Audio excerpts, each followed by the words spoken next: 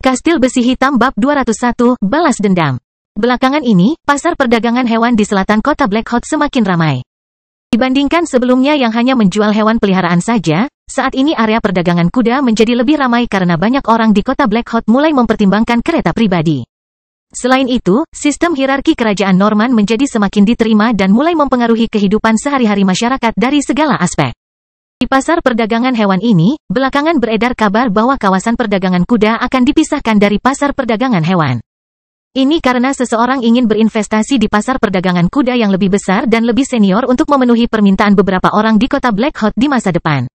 Di Kekaisaran Norman, kecuali lalu lintas tentara dan umum, hanya tentara yang diperbolehkan menggunakan kendaraan pribadi di tempat umum.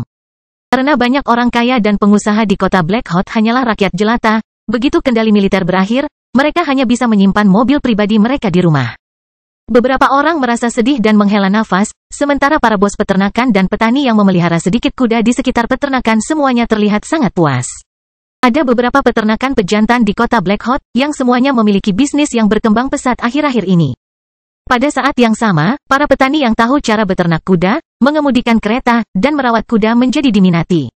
Artinya, banyak petani yang hanya bisa melakukan pekerjaan bertani di lahan pertanian akan mendapat kesempatan bekerja di pusat kota. Jika rakyat jelata kaya yang hanya bisa memiliki gerbong ingin memiliki gerbong, mereka harus mempekerjakan setidaknya 2 pekerja, 1 sopir, dan 1 hostler. Selain itu, mereka harus membeli setidaknya 2 kuda yang kuat dan menyesuaikan gerbong yang memenuhi persyaratan Kekaisaran Norman. Selain itu, mereka harus membangun kandang kuda di rumah dan mengeluarkan uang untuk merawat kuda setiap hari. Mengendarai kereta lebih rumit daripada mengendarai mobil. Oleh karena itu, banyak orang yang bersiap mengubah metode transportasi menjadi kesal. Namun, meski mereka tidak mau, mereka hanya bisa melakukannya karena mereka tidak berani menunjukkan ketidakpuasan mereka sama sekali. Hal ini menunjukkan betapa ketatnya sistem hierarki Kekaisaran Norman. Bahkan seluruh pengusaha di seluruh kerajaan Norman tidak berani menentangnya, apalagi beberapa pengusaha independen. Jadi meskipun ada orang-orang yang merasa tidak puas dengan perubahan yang terjadi di kota Black Hawk, lebih banyak orang yang merasa senang karenanya. Faktanya, jumlah yang terakhir jauh melebihi jumlah yang pertama. Jika ingin menggunakan mobil pribadi, solusinya sederhana dan transparan. Setelah Anda memberikan kontribusi yang cukup kepada Kekaisaran Norman dan menjadi tentara, Anda mungkin memiliki kesempatan untuk mendapatkan mobil pribadi. Jika seorang pengusaha ingin menjadi prajurit Kekaisaran Norman, bahkan pangkat terendah prajurit daun payung, ambang batas terendah juga akan mengharuskan Anda membayar pajak atau sumbangan setidaknya 1.600 koin emas. Para prajurit Kekaisaran Norman dibagi menjadi 7 tingkatan. Pangkat terendah adalah prajurit daun payung, di atasnya masing-masing ada prajurit daun ek, prajurit daun maple, prajurit jarum pinus. Dan 3 pangkat prajurit senior prajurit ungu, prajurit rumpun mawar, dan prajurit mawar. Setiap pangkat prajurit mempunyai hak yang berbeda dalam semua aspek. Daun ek pada sertifikat perwira militer Zhang Tai menunjukkan bahwa ia berada di pangkat daun ek, sehingga membuatnya mendapat perlakuan seperti Letnan II. Di Kekaisaran Norman, tentara yang mengorbankan diri untuk negaranya selalu bisa mendapatkan rasa hormat lebih dari mereka yang hanya menyumbangkan koin emas. Jika seorang pengusaha yang telah menjadi prajurit daun payung, pangkat prajurit terendah, melalui perpajakan atau sumbangan yang sah ingin dipromosikan lebih lanjut. Selain pajak dan sumbangan yang beberapa kali lebih tinggi, ia harus memenuhi beberapa persyaratan yang lebih ketat. Misalnya, ia tidak boleh mempunyai catatan kriminal. Selain itu, ia harus menjadi teladan moralitas yang tinggi di masyarakat, dia harus antusias melakukan kegiatan manfaat sosial dan murah hati dalam membantu orang lain. Setelah mencapai persyaratan kuantitatif yang ketat ini, dia juga harus mengumpulkan tanda tangan dari setidaknya 300 rakyat jelata Kekaisaran Norman dan lulus penyelidikan Komite Investigasi Tatanan Kekaisaran sebelum menjadi prajurit daun ek. Prajurit berdaun ek mempunyai lebih banyak hak dibandingkan prajurit berdaun payung. Pejabat tingkat terendah Kekaisaran Norman akan dipilih setidaknya dari prajurit berdaun ek atau keturunan langsung dari keluarga yang terdiri dari prajurit berdaun ek. Rakyat jelata dan tentara berdaun payung tidak memenuhi syarat untuk menjadi pejabat Kekaisaran Norman. Sistem hierarki adalah seperangkat hukum dasar yang kaku untuk memerintah suatu negara. Melalui praktik ratusan tahun, fondasi Kekaisaran Norman ini menjadi lebih kuat dan kokoh. Buku The Charter of Orders diterbitkan oleh Komite Investigasi Tatanan Kekaisaran Norman yang merupakan dokumen hukum yang memperkenalkan landasan kekuasaan Kekaisaran Norman. Buku ini paling banyak dibicarakan di kota Black Hawk akhir-akhir ini karena menjadi buku terlaris di toko buku. Saat duduk di depan kiosnya, Zhang Tai mendengar beberapa orang yang juga menjual barang di dekatnya mendiskusikan topik terhangat ini. Setelah itu muncul spekulasi mengenai meningkatnya gesekan dan pertempuran antara Kekaisaran Norman dan Dinasti Matahari di wilayah Kalur.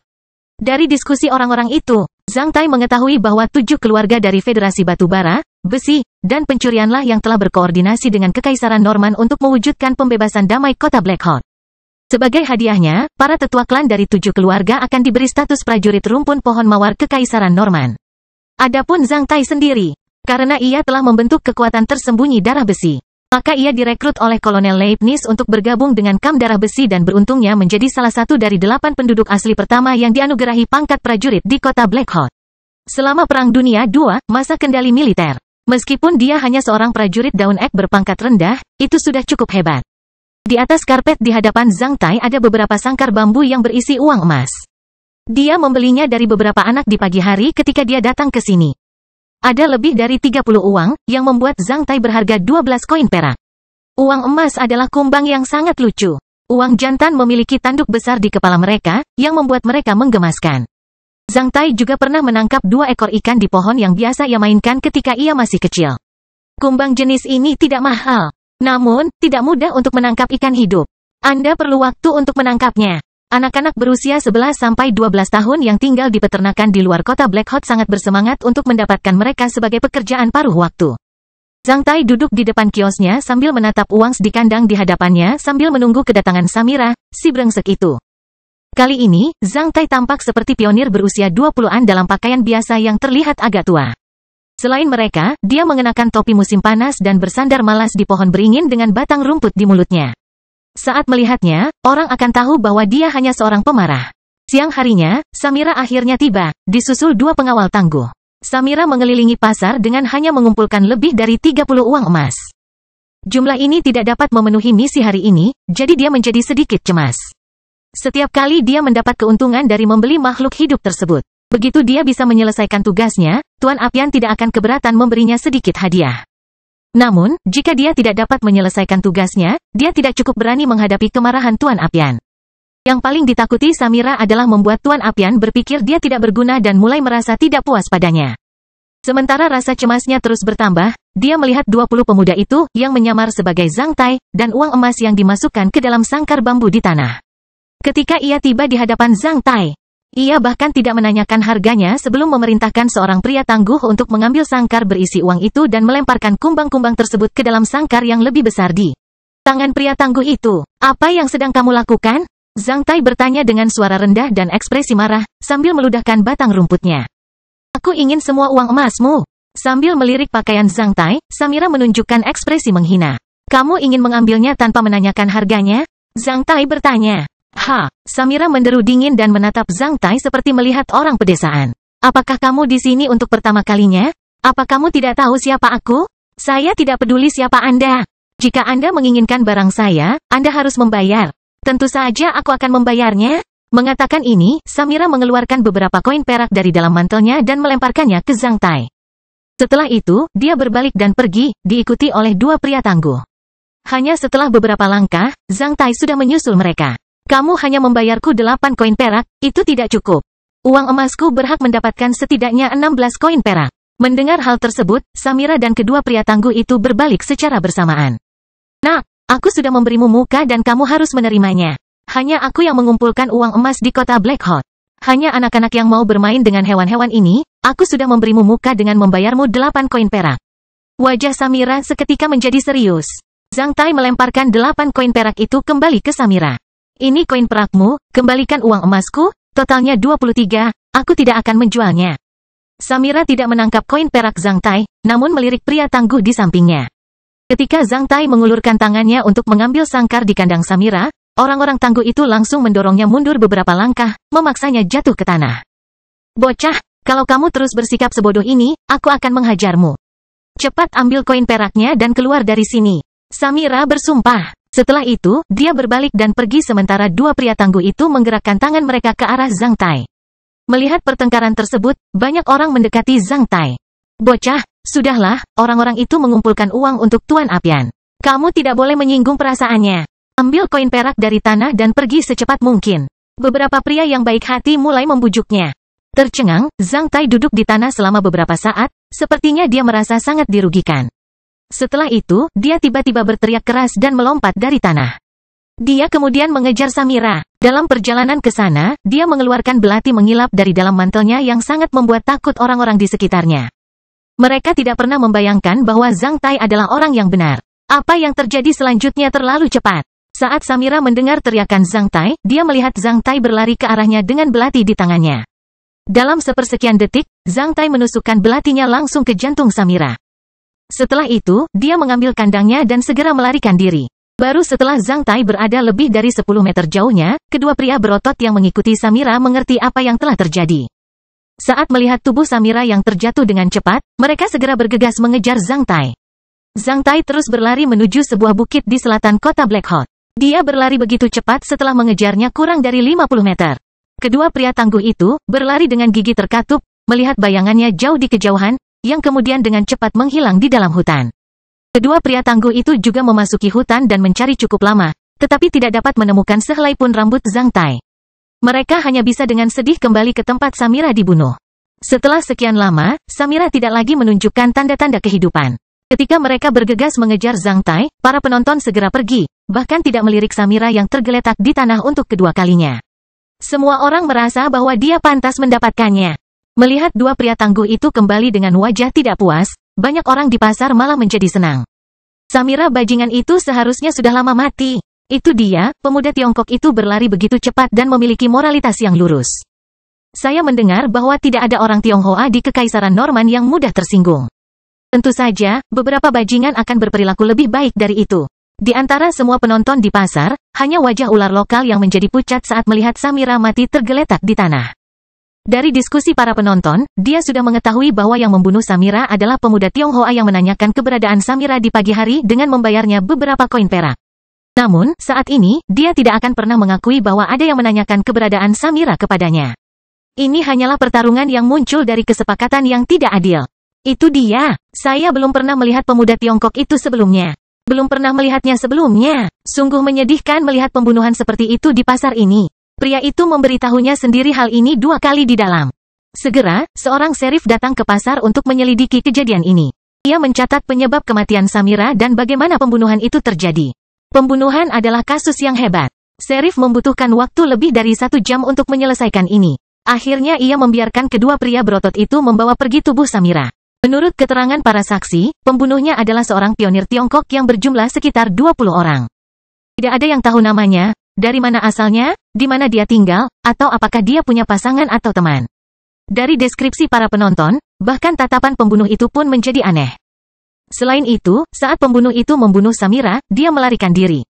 Tidak ada yang tahu apakah dia akan kembali ke kota Black Hot atau tidak. Untuk kasus seperti itu, tidak ada yang tertarik untuk menyelidikinya. Sebenarnya mereka bahkan tidak sempat mencarinya di alam liar. Paling-paling para serif akan memperingatkan rekan-rekan mereka di kota Black Hot untuk memperhatikan apakah ada 20 perintis Tiongkok yang memenuhi deskripsi ini. Segera setelah jenazah Samira dibawa kembali ke rumah mewah mirip kastil di samping Danau Elfin, Master Apian, yang memiliki reputasi hebat di kota Black Hot, mengetahui bahwa Samira terbunuh. Kastil besi hitam bab 202, Tuan Apian. Sebagai satu-satunya alkemis berjubah abu-abu di daerah kecil seperti kota Black Hot, tentu saja Master Apian memenuhi syarat untuk disebut sebagai Master. Berbeda dengan gambaran pikun yang dimiliki banyak orang terhadap Master, meskipun Master Apian sudah berusia lebih dari 50 tahun, namun karena perawatan yang baik, ia terlihat jauh lebih muda dari usia sebenarnya. Dengan penampilan pria berusia 30-an, Master Apian menampilkan pesona pria dewasa. Penampilan yang lebih muda sepertinya menjadi ciri umum di kalangan alkemis. Semuanya cenderung terlihat jauh lebih muda dari usia sebenarnya. Master Apian adalah orang yang akan dikenali sebagai seorang alkemis saat Anda melihatnya. Seorang alkemis berjubah abu-abu berusia 50 tahun sudah merupakan pencapaian luar biasa meskipun bukan seorang jenius di dunia alkemis. Mirip dengan sistem hierarki Kekaisaran Norman, para alkemis juga memiliki banyak tingkatan seperti magang pengobatan herbal, dokter ransel, alkemis labu gantung, alkemis girdeling, dan alkemis jubah abu-abu. Master Apian berada pada tahap kelima yang cemerlang di dunia alkemis. Meskipun ada banyak tahapan yang lebih cemerlang setelah tahap kelima. Status ini sudah cukup baginya untuk mendapatkan rasa hormat dan perlakuan baik dari para penguasa negara manapun di koridor klan manusia Blackson. Di dunia alkemis, segalanya hanya bisa diakumulasikan melalui waktu dan pengalaman. Tidak ada jalan pintas menuju sukses di dunia alkemis. Selain itu, karena semua alkemis bisa hidup lebih lama daripada orang biasa, seorang alkemis berusia 50 tahun seperti petarung berusia 20 tahun yang berada di masa kejayaannya dengan masa depan cerah. Di rumah Master Apian yang bergaya kastil, dia paling sering tinggal di dua tempat, satu adalah apoteknya, dan yang lainnya adalah ruang pil medisnya. Saat ini, Master Apian menghabiskan sebagian besar waktunya di ruang pil medis sambil mencoba yang terbaik dalam mempelajari obat ajaib yang dapat membantunya naik ke tahap berikutnya. Itu adalah obat ajaib LV4, obat kekuatan utama. Berdasarkan kemampuannya sebagai alkemis berjubah abu-abu, dia tidak bermimpi untuk membuat obat yang begitu hebat sekaligus, tapi mempelajarinya lebih lanjut telah memberikan banyak manfaat baginya. Dia siap mendaki ke puncak selangkah demi selangkah. Statusnya sebagai alkemis berjubah abu-abu dan hubungan mendalam yang telah dibangunnya selama beberapa tahun terakhir membuat pengaruhnya mengakar kuat di kota Blackhawk. Namun, jika dia bisa membuat kemajuan lebih jauh, pengaruhnya tidak hanya terbatas pada kota Blackhawk saja, namun menyebar ke seluruh provinsi Brunswick di Kekaisaran Norman. Ini akan sangat membantu rencana selanjutnya. Master Apian bosan dengan membuat obat-obatan tingkat rendah di daerah terpencil seperti kota Blackhawk sepanjang hari agar bisa berkenalan dengan pemilik tanah pedesaan yang hanya tahu cara mendapatkan koin emas dengan menggali tambang dan membuat wanita hamil. Karena alasan yang tidak akan ia ungkapkan kepada siapapun, Guru Apian merasa kekuatan fisiknya saat ini semakin meningkat seiring dengan semangatnya. Hal ini memberinya kepercayaan diri yang besar untuk menantang tahap yang lebih tinggi dan cemerlang di dunia alkemis. Arah yang dia pilih untuk dipelajari dan ditembus adalah obat kekuatan primer, obat yang paling menarik di antara obat-obatan LV4. Sebagai seorang alkemis berjubah abu-abu, Master Apian telah menguasai banyak sistem pengetahuan rahasia yang hanya bisa diketahui oleh para alkemis. Oleh karena itu, ia mengetahui banyak rahasia yang tidak diketahui oleh rakyat jelata lainnya, termasuk rahasia, obat kekuatan utama, yang menarik, yang berkaitan dengan uang emas. Ini adalah pengetahuan rahasia para alkemis. Uang biasa hanya dapat mengangkat benda yang paling banyak 1.200 kali lebih berat dari beratnya sendiri, namun setelah mutasi, mereka dapat mengangkat benda yang lebih dari 1.800 kali lebih berat dari beratnya sendiri. Mereka adalah raja kekuatan yang terkenal di antara ciptaan alam. Bahkan sebelum terjadinya malapetaka ketika ilmu pengetahuan dan teknologi manusia sangat berkembang dan beberapa orang gila bahkan berteriak-teriak untuk memasuki alam semesta. Manusia hanya dapat menguraikan kurang dari 3% gen mereka sendiri. Namun, 3% gen manusia yang telah diuraikan, lebih dari 95% mirip dengan uangs dan lebih dari 99% mirip dengan mamalia lain. Pengetahuan ini telah dipahami oleh orang-orang sebelum bencana terjadi. Saat ini, pengetahuan ini masih sangat berguna bagi para alkemis. Dugaan obat kekuatan primer adalah sejenis obat yang mengandung kekuatan tertentu dari gen uangs yang memberikan kekuatan besar pada uangs. Ini juga bisa bekerja pada tubuh manusia dengan mengaktifkan sebagian kecil dari beberapa gen manusia yang berhubungan dengan kekuatan, yang membuat orang menjadi gila. Itu tidak meningkatkan kekuatan fisik seseorang lebih dari 1.000 kali lipat, itu terlalu gila dan hanya bisa dibuat oleh Tuhan. Jika botol obat kekuatan primer yang dibuat oleh para alkemis dapat membuat seseorang meningkatkan kekuatan angkatnya sebanyak 3-5 kali lipat dari kekuatannya sendiri, yaitu menambah kekuatan 300-400 kg, dan membantu orang tersebut ratain selama beberapa jam, maka itu sudah cukup untuk membuat orang gila. Obat kekuatan primer sangat mahal sehingga membuat orang menjadi sangat marah. Namun, bahan paling penting yang dibutuhkan untuk obat semacam ini hanyalah uang emas biasa, kumbang bermutasi yang dapat dilihat di mana-mana. Meskipun uang biasa juga bisa digunakan untuk membuat obat semacam ini, hal itu hanya bisa dilakukan oleh alkemis dengan pangkat lebih tinggi. Sebagai seorang alkemis yang mengharapkan promosi lebih lanjut, Master Apian memiliki peluang lebih besar untuk sukses dengan menggunakan uang emas yang bermutasi untuk mempelajari obat kekuatan utama. Saat ini, Tuan Apian telah menghabiskan ratusan uang emas di ruang pil medisnya. Uang-uang itu telah meronta dan menghilang dalam cairan aneh yang menggelegak dengan warna berbeda. Hari ini, Master Apian melakukan beberapa eksperimen menarik di ruang pil medisnya dan memperoleh pemahaman lebih lanjut tentang cara membuat obat kekuatan primer. Ini membuatnya sangat senang. Namun Tuan Apian mulai murung ketika mendengar tidak ada lagi uang emas di ruang pil kesehatan. Apakah kamu mengatakan bahwa Samira yang bertanggung jawab mengumpulkan uang emas untukku dibunuh? Apakah kamu mengatakan bahwa tidak ada lagi uang emas untuk eksperimenku? Tuan Apian bertanya dengan wajah tanpa emosi, sambil memandang ke arah pelayan istananya yang ketakutan. Wajah pramugara itu langsung memucat dan dia hampir menundukkan kepalanya ke tanah. Setelah mengetahui berita ini, saya telah mengirim 3 kelompok orang untuk mengumpulkan uang emas dalam keadaan darurat. Saya yakin mereka akan segera kembali. Setelah memejamkan mata selama beberapa detik, Tuan Apian membuka matanya. Apakah pembunuh itu seorang pemuda Tiongkok bernama Zhang Tai? Tidak. Kudengar itu adalah pemuda Tiongkok berusia 20-an. Apakah ada yang mengenalnya? Tidak. Apakah pemuda Tionghoa berusia 20-an ini bertindak sendirian? Apakah dia berwajah aneh di kota Black Hot? Apakah dia pernah muncul di area perdagangan hewan sebelumnya? Tanya Tuan Apian. Ya, pramugara memandang Tuan Apian dengan sepasang mata takjub, menunjukkan rasa kagum yang besar pada pria ini. Melihat tatapan mata pramugara itu, Tuan Apian menampakkan seulas senyum di sudut bibirnya. Apakah menurutmu sangat sulit bagi seseorang untuk mengubah wajahnya? Apakah saya perlu melaporkan hal ini kepada Kolonel Leibniz dengan surat yang Anda tanda tangani? Pramugara itu bertanya. Suaranya merendah. Tidak perlu, aku tidak akan peduli apakah Samira meninggal atau tidak. Sekalipun pembunuhnya adalah Zhang Tai. Karena dia telah mempertimbangkan untuk mengubah penampilannya sebelum menyampaikan dendam pribadinya pada Samira, itu berarti dia tidak ingin menyinggung perasaanku. Tidak perlu mencari masalah lagi. Atur manajer baru untuk membeli bahan obat untukku. Setelah mengatakan ini, Tuan Apian sedikit mengibaskan tangannya ke arah pramugara. Bagi Tuan Apian, ini hanyalah hal sepele dan tak perlu ia balas dendam pada sosok kecil seperti Samira. Pramugara kemudian menerima pesanan. Saya tidak ingin diganggu, kata Tuan Apian. Terserah Anda, saya akan buatkan, tapi Nona Gina yang ingin membeli air remaja sudah di sini menunggu Anda selama setengah jam di ruang tamu. Dia diajak oleh Nona muda dari keluarga Gregory. Maukah Anda pergi ke ruang tamu atau? Kalau begitu, tidak perlu ribet, aku juga bisa mendapatkan ketenangan di ruang tamu.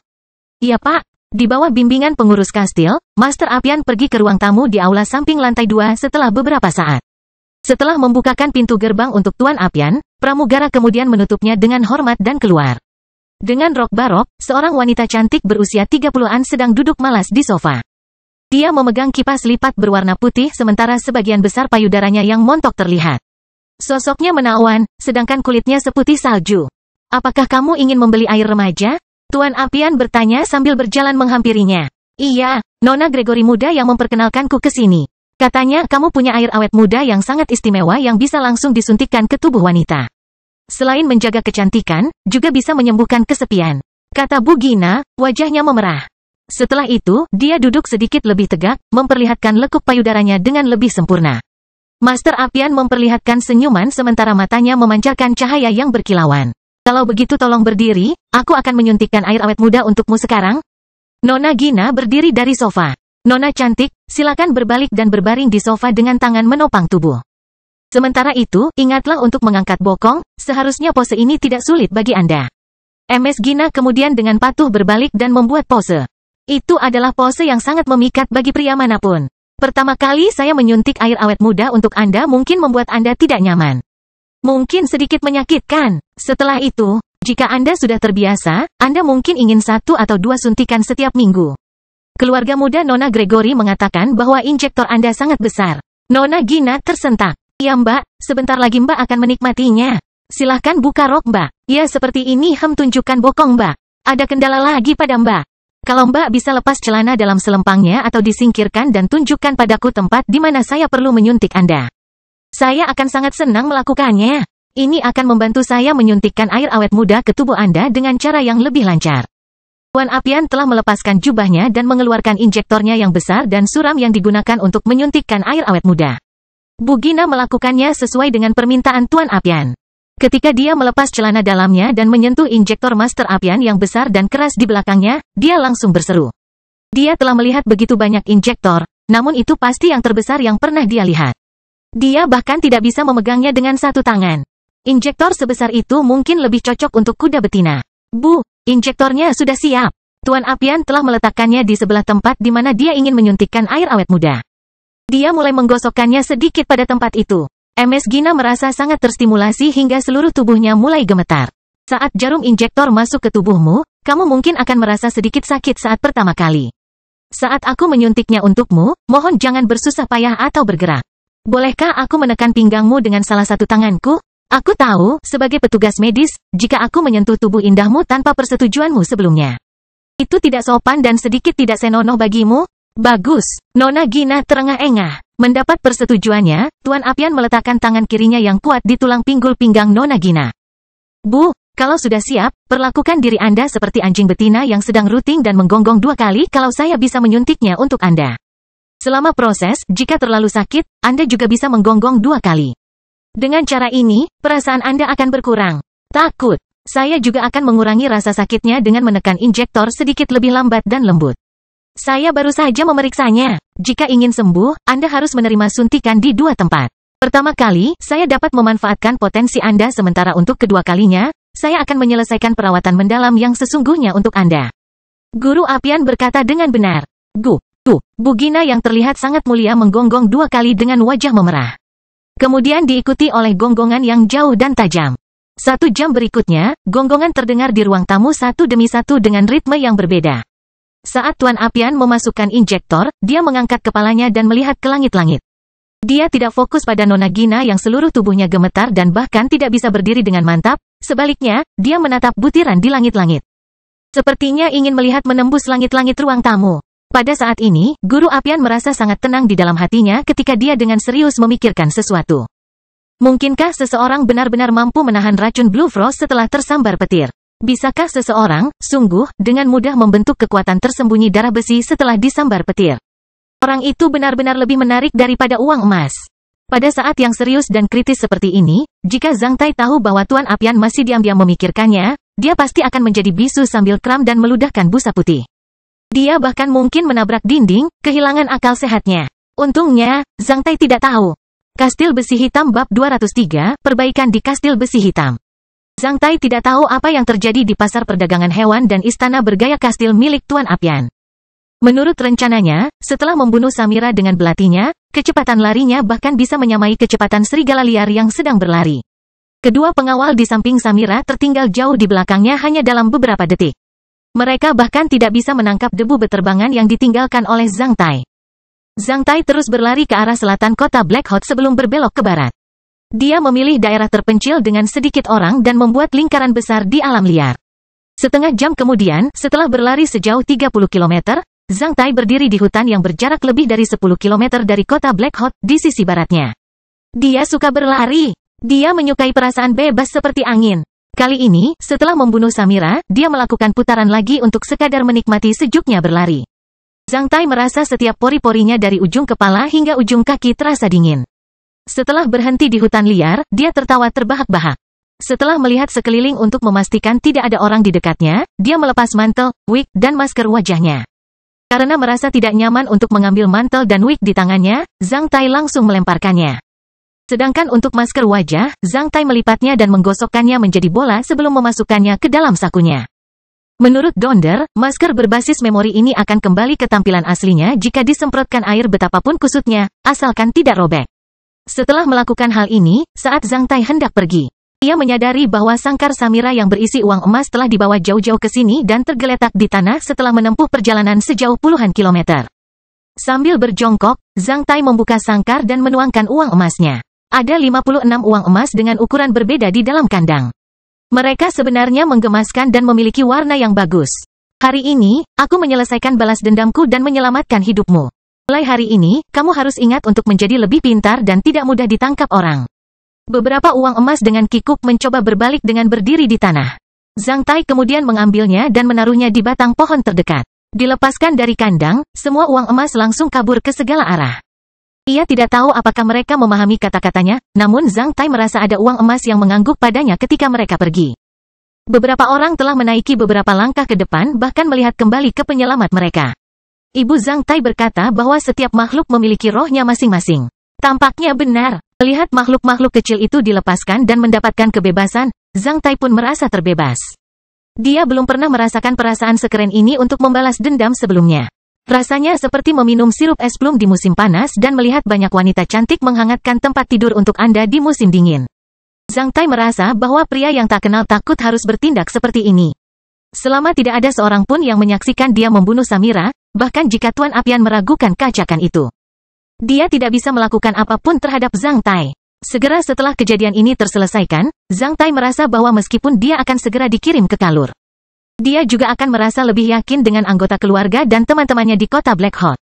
Lagi pula, tanpa memenggal kepalanya, kepala Samira, penjahat itu. Kepala ular berbisa, Anda tidak tahu kapan dia akan melompat keluar dari tempat persembunyiannya dan menggigit Anda atau orang yang Anda cintai. Pada siang hari, Zhang Tai kembali ke kota Black Hot melalui gerbang barat kota. Segera setelah dia memasuki kota, dia melihat seorang pria botak dan tangguh dengan ki pembunuh berseragam Letnan 1 Kekaisaran Norman melewatinya dengan mobil. Zhang Tai buru-buru berteriak, "Petugas Freo!" Dengan suara, SUV militer bermerek Mountain Cat itu mengerem. Pria tangguh yang sedang mengemudi dan 2 tentara di dalam SUV itu berbalik pada saat yang sama dan melihat Zhang Tai, yang sedang berjalan di jalan dengan pakaian biasa. Zhang Tai, Letnan 1 Freo dengan cepat melompat dari kendaraan dan berdiri di depan Zhang Tai. Saat dia ingin meninju bahunya, dia menyadari sesuatu dan buru-buru berhenti. "Bagaimana lukamu?" "Jauh lebih baik. Udara di luar kota Black Hot segar. Ini bermanfaat untuk penyembuhanku, jadi aku keluar jalan-jalan." Zhang Tai dengan santai berbohong. Setelah itu, ia melihat tumpukan peti berisi perlengkapan militer di dalam kendaraan. "Bagaimana keadaan perkemahannya sekarang?" "Divisi sudah mengirimkan perintah. 3 hari kemudian, Kam Darah Besi akan berangkat ke Kalur sebagai garda depan divisi nomor 39. Sekarang situasi Kalur semakin meningkat, pasukan perbatasan kita kekurangan. Batalion dan resimen akan terjadi lebih dari 10 kali setiap hari. Wilayah itu menjadi semakin berdarah." Meski sudah lama meramalkan akan datangnya hari ini, ketika mendengar kabar dari Letnan 1 Freo, jantung Zhang Tai masih berdebar kencang. Dalam sekejap mata, pertempuran antara 2 negara besar sudah begitu dekat dengannya.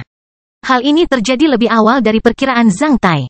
Sambil melirik ke arahnya, Letnan 1 Freo merasa menyesal dan menghibur Zhang Tai, "Berdasarkan luka-lukamu, kamu mungkin tidak dapat bergabung dalam pertempuran di Kalur ini.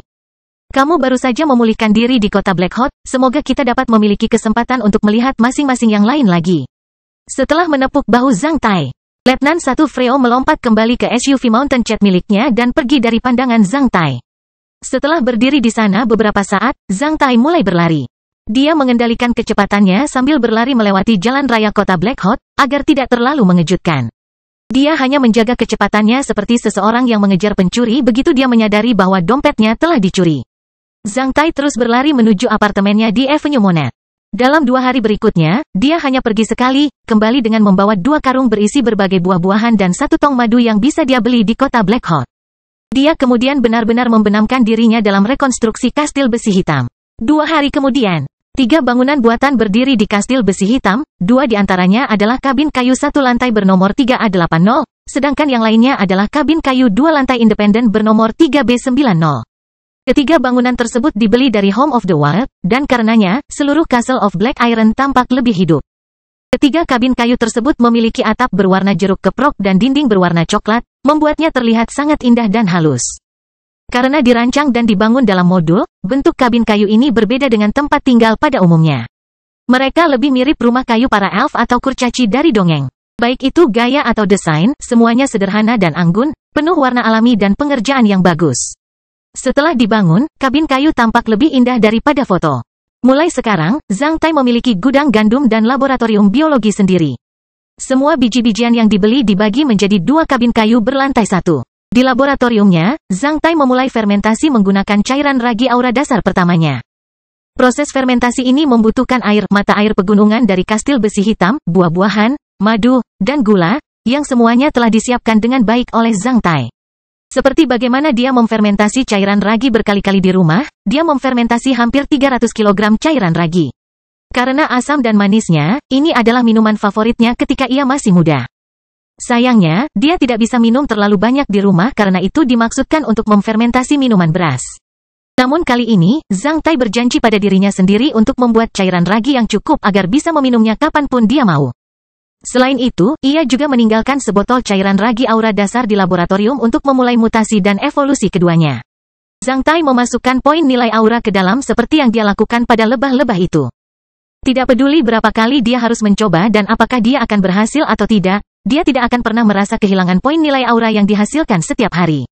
Setelah melakukan hal-hal ini di kastil besi hitam, pada sore hari, sehari sebelum Kam Darah Besi berangkat ke wilayah Kalur, Zhang Tai keluar dari apartemennya di Avenue Monet dengan semangat tinggi yang tak terduga dalam seragam militer rapi dan sepatu bot.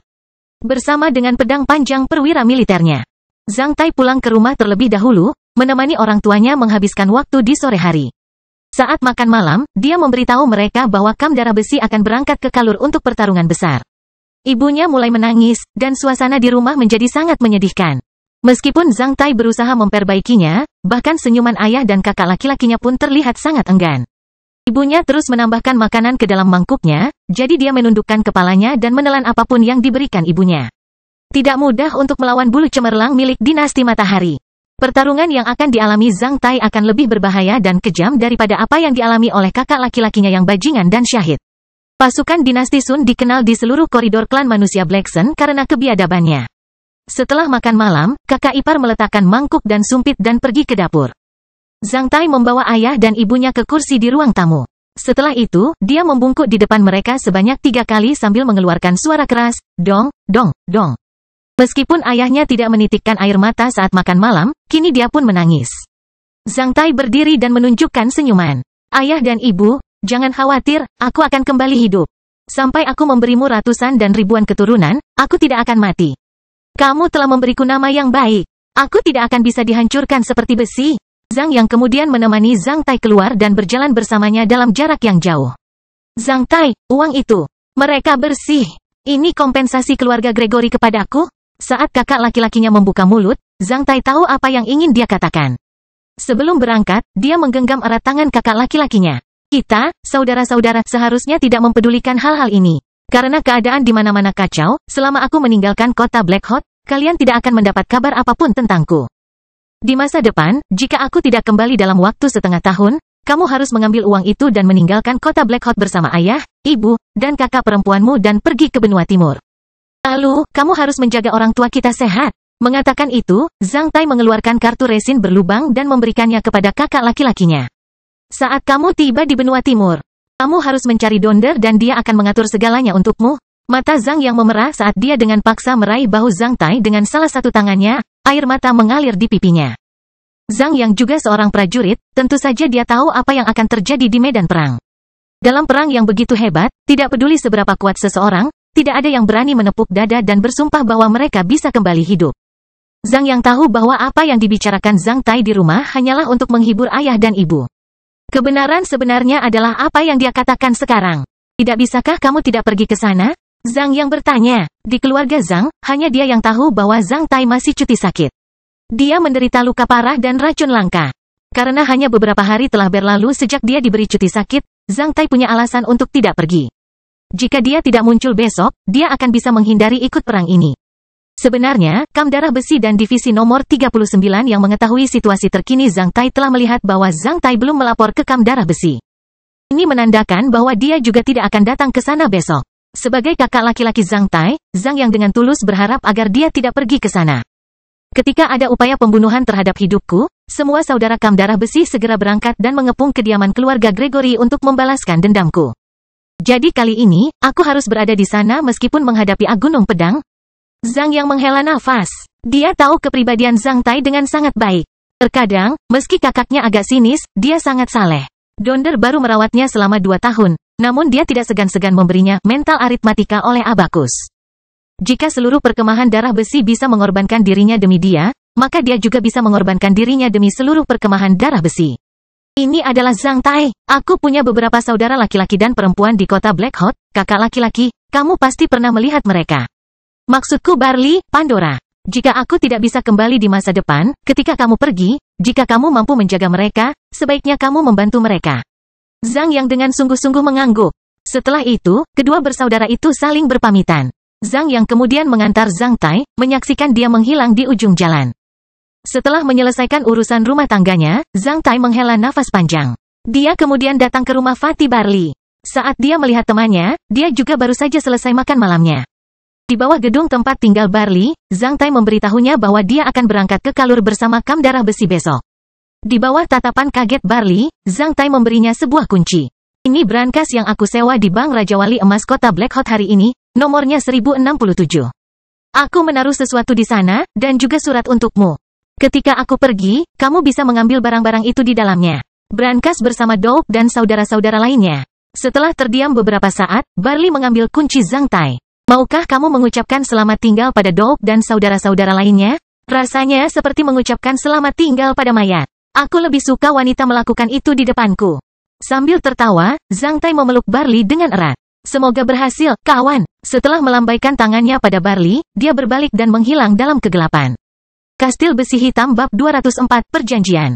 Setelah meninggalkan rumah, Zhang Tai pergi ke panti asuhan yang didirikan oleh Nenek Teresa. Dia menyumbangkan 200 koin emas ke panti asuhan. Ini merupakan jumlah sumbangan terbesar yang pernah diperoleh panti asuhan tersebut sejak didirikan. Ketika Zhang Tai pergi, semua anak di panti asuhan menyanyikan himne sekolah dewa penjaga dan mengantar Zhang Tai pergi, sementara Nenek Teresa mencium keningnya. Di mata anak-anak panti asuhan, Zhang Tai adalah satu-satunya orang bijak selain Nenek Teresa. Setelah sumbangan ini, Zhang Tai menjadi tidak punya uang lagi dan hanya tersisa beberapa koin emas.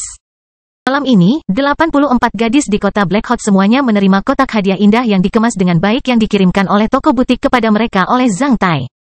Masing-masing menerima bunga segar yang indah, satu set pakaian dalam Miss Dish, dan satu set perhiasan dari Milan Jewelry Store. Di setiap kartu ucapan, Zhang Tai menuliskan sederet kata, XXX, aku akan meninggalkan kota Black Hot besok, terima kasih karena telah memberikanku kesenangan. Aku akan mengingatmu selamanya. Mohon maafkan aku karena tidak bisa memberimu lebih banyak Zhang Tai. Selama periode ini, dalam pembinaan dan pendidikan selama 7-8 hari oleh para wanita cantik dari Asosiasi Mawar. Zhang Tai akhirnya menjadi seorang pria setengah modis yang mulai mengetahui tentang berbagai tempat modis dan menarik di kota Black Hot dari seorang pedesaan yang tidak tahu. Sama sekali tidak tahu bagaimana menikmati dirinya sendiri. Dari wanita-wanita cantik itu, Zhang Tai mengetahui nama toko perhiasan terbaik di kota Black Hot, nama toko pakaian dalam terbaik, lokasi kedai kopi terbaik, toko penjahit terbaik, salon rambut terbaik, dan hotel terbaik, serta cara membuat coklat paling enak, Para wanita cantik di Asosiasi Mawar dapat dengan mudah mengetahui tempat-tempat terbaik dan barang-barang terbaik di kota Black Hot seolah-olah mereka menggambarkan berapa banyak perhiasan yang mereka miliki di rumah. Banyak dari gadis cantik ini berasal dari keluarga biasa seperti Zhang Tai.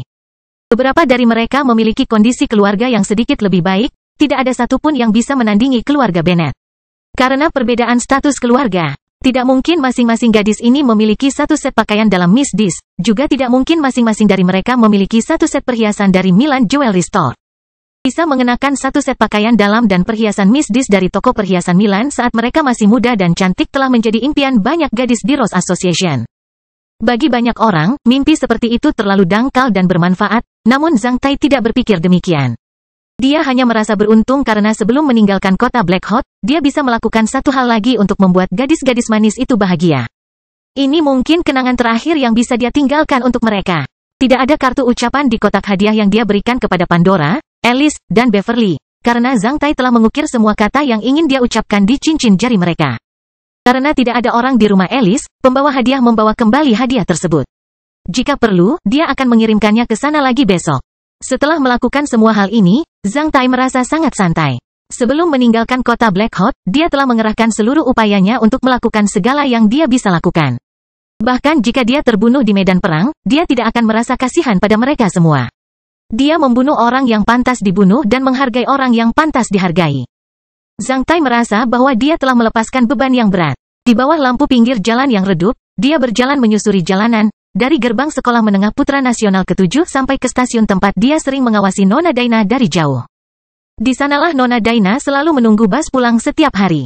Sebelumnya, Zhang Tai hanya bisa bersembunyi di gang belakang stasiun untuk mengintip sosok cantiknya. Dia diam-diam telah menikmati sosoknya di dekat stasiun ini selama 3 tahun. Malam ini, Zhang Tai dengan berani berjalan ke peron untuk pertama kalinya, diam-diam berdiri di tempat di mana sosok cantik itu selalu berdiri. Saat itu sudah larut malam, hanya sedikit pejalan kaki di jalanan. Semua bus kota berhenti beroperasi. Tidak ada seorang pun di stasiun kecuali Zhang Tai. Lampu jalan yang redup di dekat stasiun memancarkan cahaya yang menjulang di kegelapan, memanjangkan bayangan Zhang Tai. Itu tampak seperti jalan yang membentang menuju kegelapan tak berujung. Berdiri di peron sendirian, Zhang Tai memejamkan mata dan menarik napas dalam-dalam. Dia sepertinya mencium aroma familiar yang tertinggal di sini sementara sosok cantik itu naik bus dan pergi. Donder mengatakan bahwa di zaman ini, jika seorang pria ingin menjadi dewasa, dia harus melakukan 4 hal, menjadi pelacur, membunuh seseorang, dikirim ke penjara, dan menjadi tentara. Dalam beberapa bulan terakhir, Zhang Tai telah mengalami keempat hal di atas yang disebutkan Donder. Dia sudah dewasa sekarang, maka dia memahami kebohongan yang telah memberinya harapan tanpa akhir.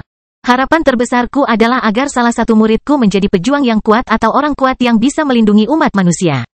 Lalu, aku akan berpakaian bagus untuk menikah dengannya. Perjanjian antara aku dan kalian semua adalah ketika kalian sudah cukup kuat untuk melindungiku, izinkan aku menikahimu, oke? Apakah kamu ingin membuat perjanjian seperti ini denganku? Suara indah dari ruang kelas kemarin masih terngiang di telinga Zhang Tai, sebuah persetujuan yang sangat menggetarkannya.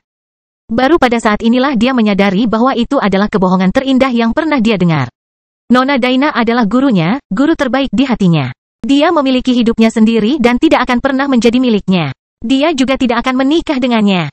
Sebelum Nona Daina, Zhang Tai selamanya adalah seorang siswa yang hanya bisa diam-diam mengikutinya dan bersembunyi di sebuah gang di samping stasiun untuk menciumnya dalam benaknya dengan matanya yang rendah hati. Di stasiun kecil ini, sosok kecil malang itu dikorbankan dan dikubur selamanya. Zhang Tai tidak tahu berapa lama dia berdiri di stasiun itu.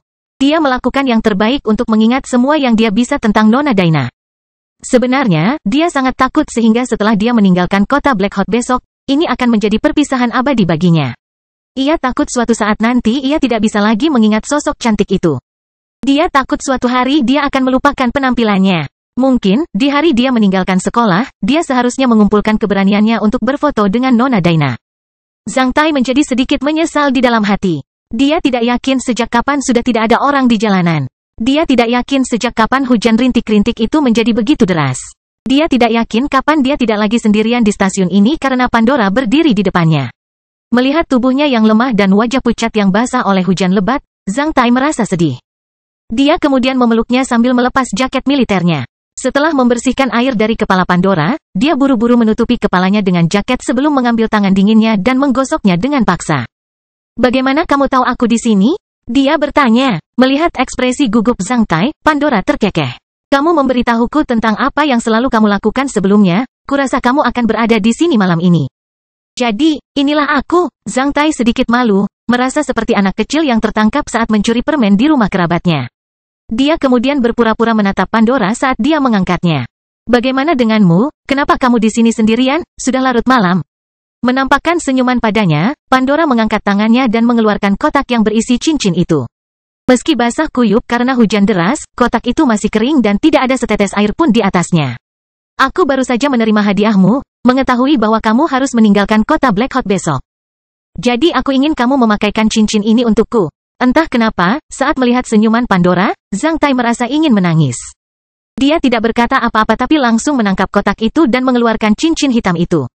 Setelah itu, dia memegang tangan Pandora yang terulur di hadapannya. Tangan kanan Pandora lembut dan anggun. Ketika dia membuka telapak tangannya, Zhang Tai ingin memasangkan cincin itu ke jari tengah tangan kanannya, tetapi saat dia bergerak untuk melakukannya, dia melihat Pandora menggelengkan kepalanya dan mengulurkan jari keempatnya. Setelah itu, dia menatap Zhang Tai dengan penuh harapan, matanya sepertinya berisi kata-kata yang tak ada habisnya. Ada perbedaan besar dalam arti tergantung pada jari wanita mana pria itu memasangkan cincin. Zhang Tai dan Pandora saling memandang, dan seluruh dunia menjadi sunyi di sekitar mereka. Melihat jari-jari Pandora yang seputih salju di depannya, Zhang Tai merasa seolah-olah melihat Pandora terbaring di tempat tidur dan memperlihatkan kaki putih saljunya yang terbuka. Menunggunya jatuh ke dalam. Sama halnya dengan hari itu, pada saat ini, Pandora tidak mengatakan apa-apa lagi. Sebaliknya, dia hanya menatap Zhang Tai dengan sepasang mata berkilau yang berisi semua kata, dorongan dan harapan. Entah Pandora membuka kaki atau telapak tangannya di depannya, Zhang Tai merasa bahwa dia sangat cantik, yang membuat jantungnya berdebar kencang. "Saya akan mati," Zhang Tai dengan sungguh-sungguh berjanji pada Pandora. "Aku tahu." Pandora memperhatikan Zhang Tai dengan air mata mengalir dari air matanya. "Suatu hari nanti, aku juga akan mati. Aku hanya ingin membuat perjanjian denganmu selagi aku masih hidup. Saat aku secantik Nona Daina, jika kamu masih hidup, bolehkah aku menggantikannya dan menikahimu?" Zhang Tai langsung menangis. Dia menarik tangan Pandora ke arah dirinya dan menciumnya. Setelah itu, dia memasangkan cincin itu di jari keempatnya dengan sangat serius. Keduanya lalu tersenyum. Setelah itu, mereka berpelukan erat dan mulai berciuman dengan gila-gilaan di stasiun sunyi ini, mencoba menjilat semua air mata dari wajah satu sama lain. Hujan terus turun selama paruh pertama malam itu, dan Zhang Tai memeluk Pandora saat mereka duduk di peron stasiun. Dia menceritakan kisah Nona Daina padanya. Pandora juga memeluk Zhang Tai sambil bersandar di dadanya dengan kepala, mendengarkan dengan serius. Pada paruh kedua malam, hujan berhenti. Zhang Tai kemudian mengangkat Pandora dan membawanya ke apartemennya. Setelah itu, mereka mulai bercinta secara gila-gilaan tanpa henti. Kastil Besi Hitam Bab 205, meninggalkan kota Black Hot. Siang berikutnya, di stasiun kereta api kota Black Hot, kereta militer yang akan berangkat sudah meniup peluit pertamanya, yang menandakan keadaan mendesak dan kereta akan segera berangkat. "Apakah semuanya siap?" Letnan Kolonel Reinhardt bertanya sambil melihat keluar gerbong untuk terakhir kalinya. Saat itu, prajurit terakhir Kam Darah Besi telah melompat ke kereta dari peron. Semua orang masuk. Mayor Guderian membersihkan kacamatanya. Semua orang dan semua peralatan ada di kereta. Selain satu prajurit yang terluka, semua orang dari Kam Darah Besi sudah masuk.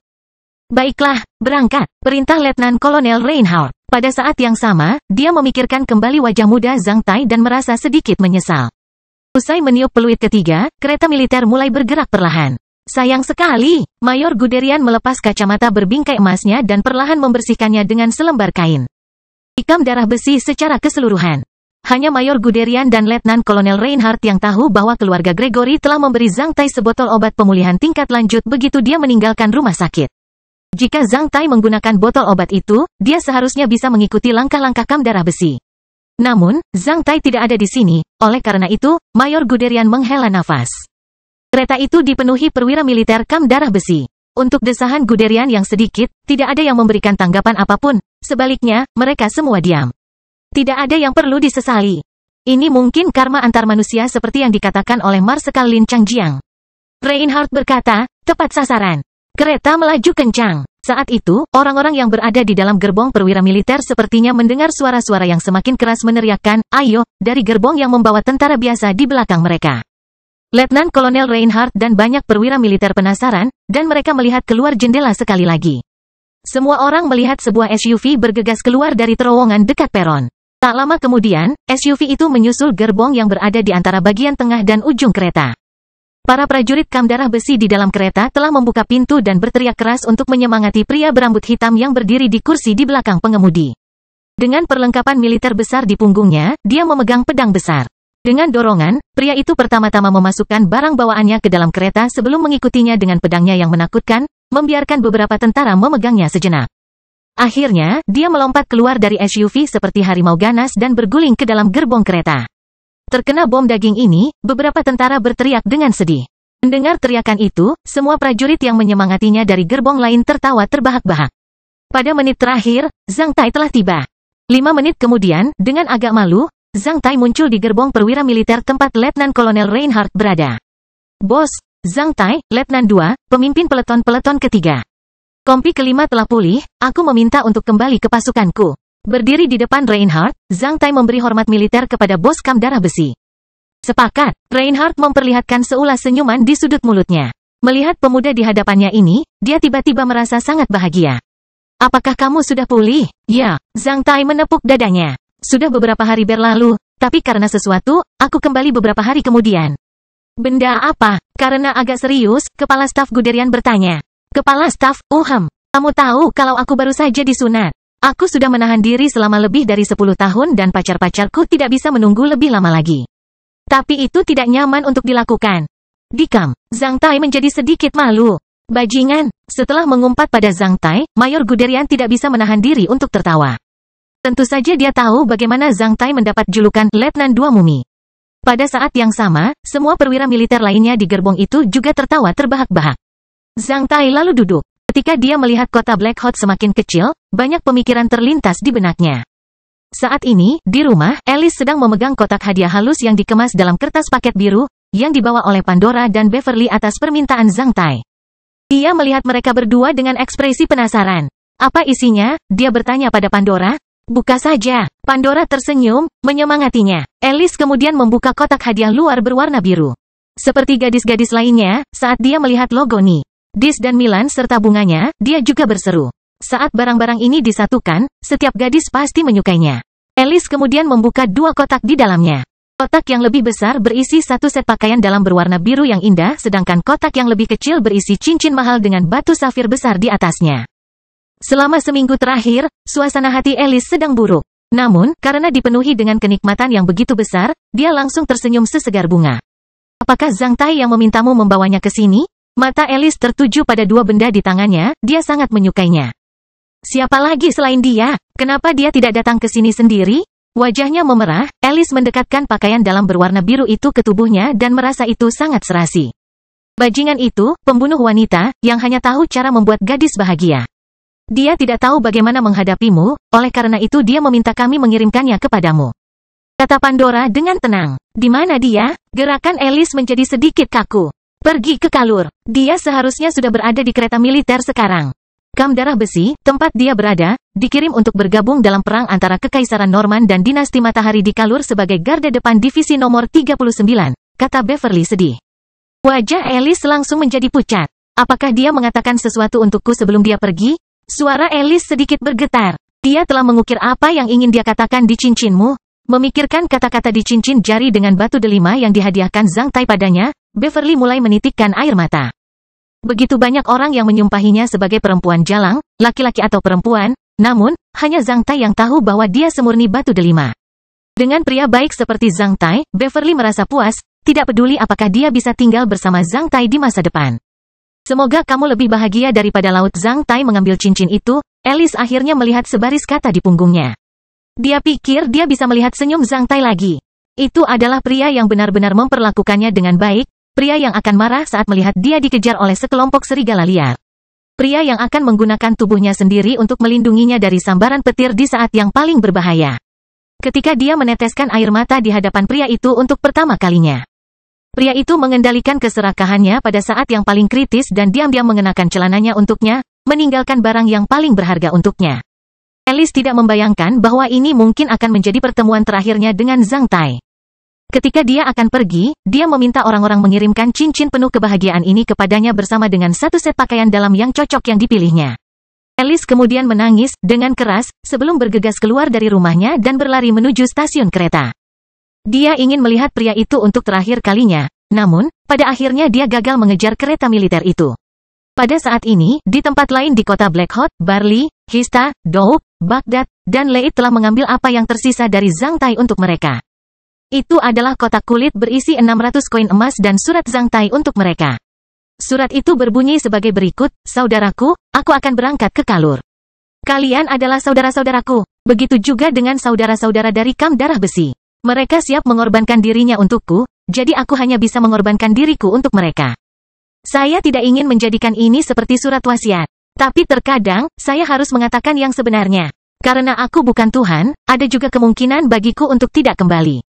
Selain itu, tingkat korban di Kam Darah Besi divisi nomor 39 adalah yang tertinggi di pasukan tanduk besi. Jika saya memberi Anda masing-masing 100 koin emas begitu saja, saya tahu tidak ada di antara Anda yang akan mengambilnya seperti Sarwin. Karena persahabatan kita lebih berharga dari jumlah ini. Di sini, saya ingin Anda mengambil semuanya. Alasannya sangat sederhana. Jika saya tidak bisa kembali, saya hanya ingin mencoba yang terbaik untuk melakukan sesuatu untuk saudara-saudara saya. Mengapa? Karena perang suci antara manusia dan iblis akan segera datang. Aku diberitahu tentang hal ini oleh orang yang paling bisa diandalkan ketika dia meninggalkan kota Black Hawk. Saya percaya padanya. Mungkin dalam beberapa tahun ke depan, situasi seluruh koridor klan manusia Black Sun akan mengalami perubahan besar.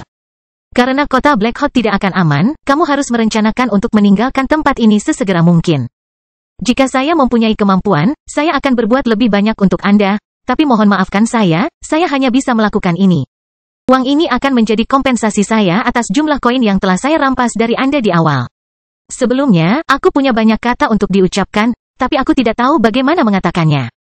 Jadi itu saja, jika saya selamat dan kembali dan menemukan bahwa tidak ada di antara Anda yang menerima niat baik saya akan sangat marah.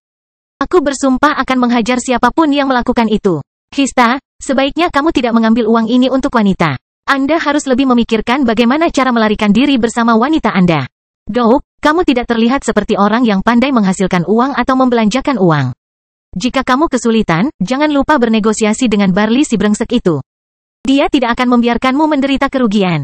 Baghdad, ketika aku meninggalkan klub pertarungan berduri besi, aku memberitahu manajer Hans bahwa jika kamu ingin pergi ke sana, mereka harus mengatur lokasi yang sangat tepat untukmu, yang tentunya lebih baik daripada menjadi prajurit di klub pertarungan di mana kamu bekerja. Sarwin, apapun yang terjadi di masa depan, jangan menghadapinya sendirian, ingatlah bahwa kamu punya banyak saudara yang baik. Barley, aku tahu kamu si gendut yang manis adalah orang yang paling benar. Aku sangat senang menjadi saudara bersamamu. Yah, itu saja. Terakhir, saya ingin mengatakan, saya sudah melakukan sunat dan sudah tidak perawan lagi. Sebaiknya kamu tidak penasaran dengan prosesnya karena jika kamu mengetahuinya, kamu akan sangat iri padaku. Aku tidak ingin melukai kepercayaan dirimu sebagai laki-laki dan membuatmu enggan untuk mengangkat kepala saat bertemu denganku lain kali. Dengan hormat, saat membaca surat Zhang Tai, kelompok itu hampir menangis. Namun pada akhirnya, mereka semua tertawa terbahak-bahak. Zhang Tai, bajingan ini. Ketika Douk ingin menangis, dia tidak bisa menahan tawa, meninggalkan gelembung ingus berwarna hijau di lubang hidungnya. Tanpa berpikir panjang, dia langsung mematikannya dan mengoleskannya ke pakaian orang di sampingnya. Dia bahkan membersihkan tangannya pada pakaian orang itu. Baru setelah mereka selesai membaca, Hista menyadari bahwa Douk sepertinya baru saja menggosok pakaiannya sebanyak 2 kali. Maksudnya itu apa? Merasa ada yang tidak beres. Dia menundukkan kepalanya, lalu segera melompat. Ah, Douk, kamu bajingan. Benda menjijikkan apa yang kamu oleskan pada pakaianku? Aku akan membunuhmu, ah! Di kejauhan, kereta militer yang memuat seluruh prajurit dan perlengkapan kam darah besi sedang melaju ke arah selatan. Melihat sosok kota Black Hot yang menghilang di cakrawala, Zhang Tai bergumam dalam hati, sampai jumpa, kota Black Hot. Kastil besi hitam bab 206, tiba di Kalur. Setelah berangkat dari kota Black Hot, mereka berkendara selama 2 hari hingga kereta militer yang membawa seluruh perlengkapan dan anggota kam darah besi divisi nomor 39 akhirnya tiba di wilayah Kalur pada pagi ketiga. Zhang Tai terbangun karena sebuah mimpi. Sejak dia naik kereta, dia hanya melakukan 3 hal. Pertama, tidur. Kedua, membunuh binatang buas dalam situasi kemunculan kembali masalah. Ketiga, visualisasikan 2 sempoa sekaligus untuk berlatih mental aritmatika dengan sempoa. Dibandingkan dengan gadis-gadis yang wangi dan menggemaskan itu, sungguh membosankan tinggal bersama banyak lelaki tua yang bau di kereta. Para bajingan itu sedang bermain kartu dengan tembakau di mulut mereka. Para maniak kejam yang ingin mendapatkan terobosan dalam keterampilan tinju darah besi diam-diam mempraktikkan gerakan-gerakan di dalam kereta. Sebaliknya, sebagian besar veteran menutup mata atau dengan tenang memoles senjatanya untuk mempersiapkan perang yang akan datang. Selama sehari 2 malam terakhir, kereta hanya berhenti 3 kali di beberapa stasiun kecil dalam perjalanannya untuk menambah batu bara dan air, 1 jam setiap kali. Karena disiplin yang ketat, tidak ada satupun prajurit dan perwira militer yang mengambil setengah langkah pun dari gerbong. Gerbong yang membawa prajurit biasa dipenuhi asap, sedangkan gerbong yang membawa perwira militer terasa begitu hening hingga tidak bisa menahan angin. Dalam situasi ini, Zhang Tai pergi ke kompartemen tidur dan menjatuhkan dirinya ke tempat tidur. Kecuali saat makan, dia tidak keluar sama sekali. Bangun, Letnan 2 Zhang Tai, kita sudah sampai di Kalur. Masih dalam mimpi indah, Zhang Tai dibangunkan oleh seorang Letnan 2 di atasnya. Membuka matanya, dia menemukan kereta sudah berhenti. Di luar berisik, sambil mendorong kepalanya keluar jendela, Zhang Tai melihat keluar dan menemukan bahwa hari akan segera tiba. Seluruh stasiun dipenuhi oleh orang-orang berseragam militer berwarna merah tua dan segudang barang militer. Zhang Tai segera bangkit dan mengenakan pakaian dan sepatunya. Setelah sedikit merapikan dirinya, dia sampai di gerbong kantin, yang sekarang menjadi ruang konferensi sementara kam darah besi. Ketika Zhang Tai datang ke kantin, seorang perwira militer berpangkat Letnan 1 yang bukan dari kam darah besi buru-buru berangkat dari gerbong berikutnya. Menit berikutnya, konferensi militer pertama diadakan di gerbong kantin ketika kam darah besi datang ke Kalur. Peta wilayah Kalur digantung di dinding. Bagian tengah peta adalah sebuah kota, bagian selatan dan utaranya dipenuhi tanda biru atau merah yang jelas. Di antara lempeng merah dan biru, terdapat wilayah abu-abu besar yang mengelilingi Kalur. Sambil memegang pena perintah, Mayor Guderian memperkenalkan situasi terkini di wilayah sekitar Kalur dengan bahasa yang sangat singkat. Sekarang, pasukan kita dan Brilliant Feathers berkumpul di wilayah luas yang berjarak 50 km dari Kalur. Kota ini tetap netral. Di selatannya, yaitu wilayah biru di peta, terdapat Brilliant Feathers, sedangkan di sisi utara, yaitu wilayah merah di peta, adalah tentara tanduk besi kami. Stasiun tempat kami berada berjarak 87 km dari Kalur. Kami di sini. Mayor Guderian mengarahkan pena komandonya ke sebuah kota bernama Karik di perbatasan wilayah merah pada peta. Wilayah abu-abu sempit yang mengelilingi Kalur pada peta ini memiliki panjang 75 km, lebar 124 km. Ini adalah daerah pegunungan Kalur dan tempat pertempuran paling sengit terjadi antara pasukan kita dan Brilliant Feathers. Sekarang, banyak pasukan dari kedua belah pihak telah dikirim ke wilayah ini. Pertemuan terjadi setiap hari di sini. Baru saja, aku menerima perintah dari kantor pusat divisi bahwa kita harus berada di sana sesegera mungkin dan merebut wilayah ini. Kami punya batalion lain di sana sebelumnya. Namun, sebelum tadi malam, pasukan ini telah kehilangan kontak dengan atasannya. Biasanya, ini berarti saudara-saudara batalion itu semuanya hilang. Guderian kemudian menarik garis langsung dari Karik ke tempat bernama Solanet di wilayah abu-abu. Karena mereka semua dapat memahami garis kontur, mereka tahu bahwa Solanet adalah kota yang dibangun di atas setengah bukit.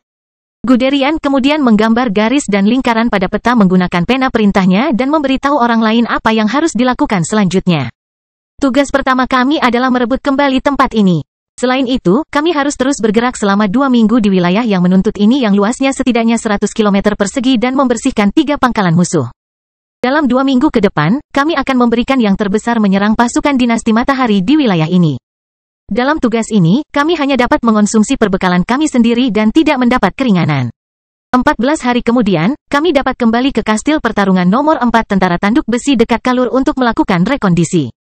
Ada pertanyaan? Semua orang menggelengkan kepala, kecuali Zhang Tai yang merasakan pendengarannya berdebar kencang karena ini adalah perang pertamanya.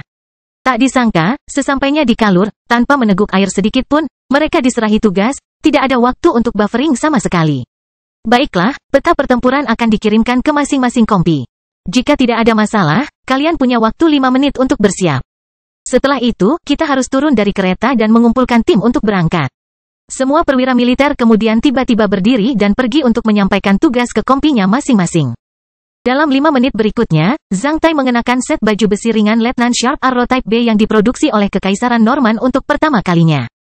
Lembaran paduannya dapat menutupi sebagian besar area utama di tubuhnya. Selain mengenakan baju besi ini dan membawa perlengkapan serta perbekalan yang sama seperti perwira militer lainnya, Zhang Tai juga membawa sebuah wadah berisi lembing yang beratnya lebih dari 100 kg dan memegang sertifikat pria di tangannya. Tidak hanya perwira militer, bahkan prajurit biasa pun telah menyelesaikan semua persiapan sebelum perang dalam waktu 5 menit. Masa perang adalah waktu yang tepat untuk menampilkan efisiensi tinggi dari kam darah besi. Dari prajurit pertama yang menerima perintah untuk membuka pintu gerbong dan melompat dari kereta hingga 1000-an anggota kam darah besi. Mereka semua diam-diam berkumpul menjadi beberapa tim di stasiun kereta. Semua ini selesai dalam 2 menit. Pada saat ini, perkemahan darah besi yang telah berkumpul sebelum ekspedisi perang bagaikan seekor binatang buas yang akhirnya menunjukkan sifat pembunuhnya. Semua orang memegang senjata dan mengenakan baju besi. Mereka semua terdiam sementara ki pembunuh yang hebat bergulung di tubuh mereka. Ah, kam darah besi, inilah kam darah besi kami. Ketika kam darah besi sedang berkumpul di stasiun, para prajurit dan perwira militer Kekaisaran Norman di stasiun tidak dapat menahan diri untuk tidak melihat dengan takjub pada pasukan ganas yang berkumpul ini.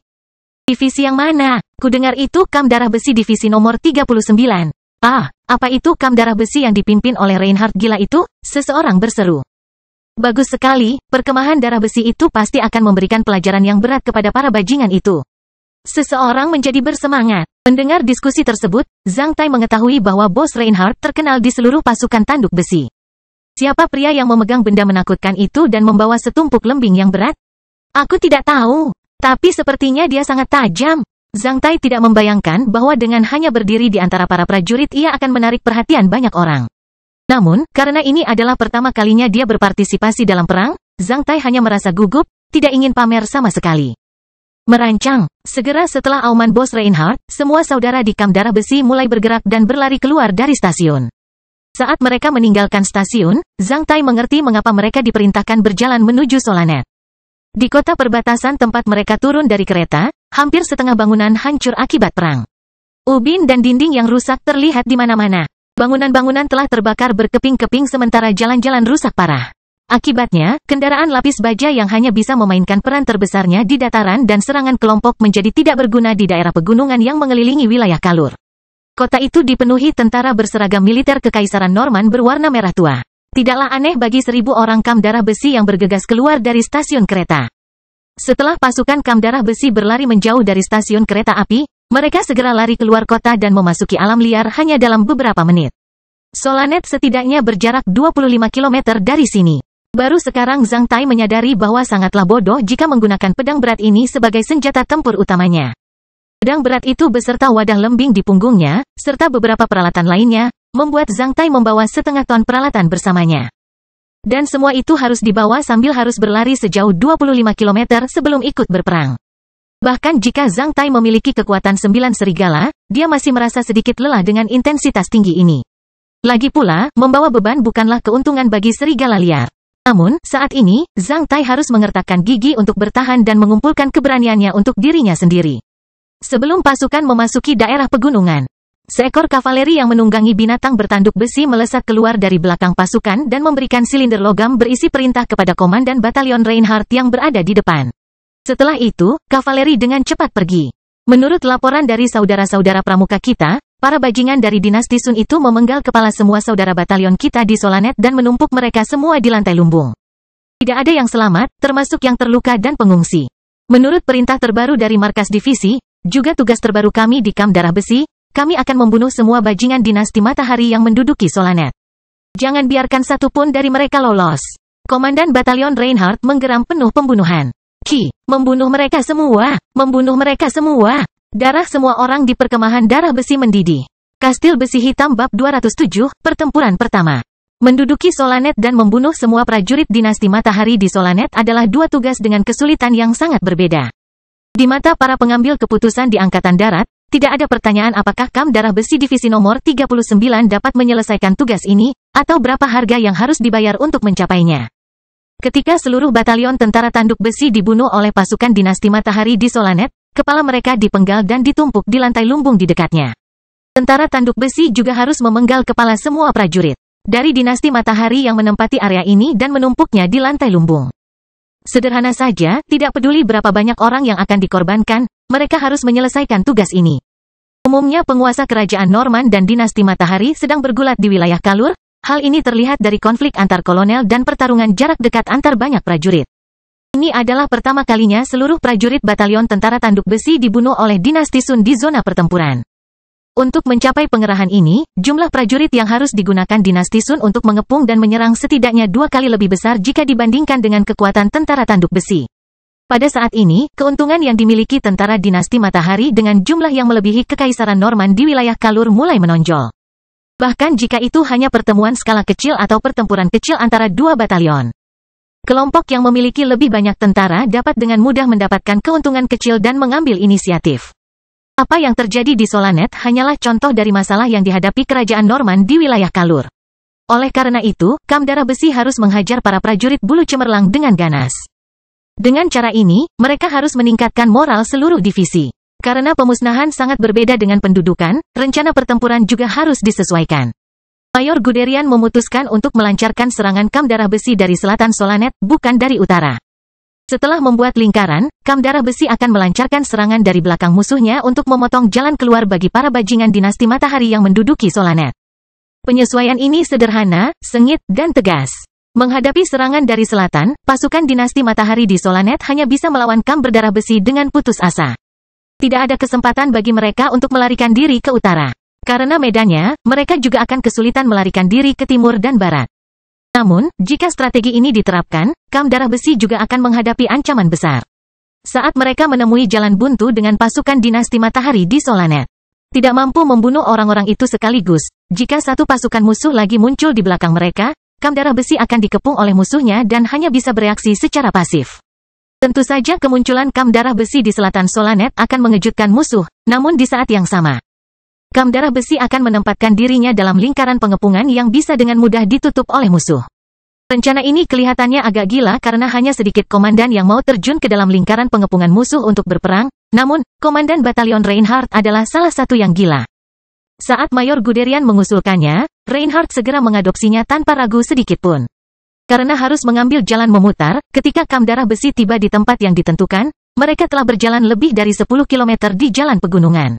Akhirnya, ketika sinar matahari pertama menyinari Solanet saat fajar, 1000 anggota Kamp Darah Besi telah tiba di suatu tempat dekat lereng gunung di sebelah utara Solanet dan diam-diam mengintai di sana.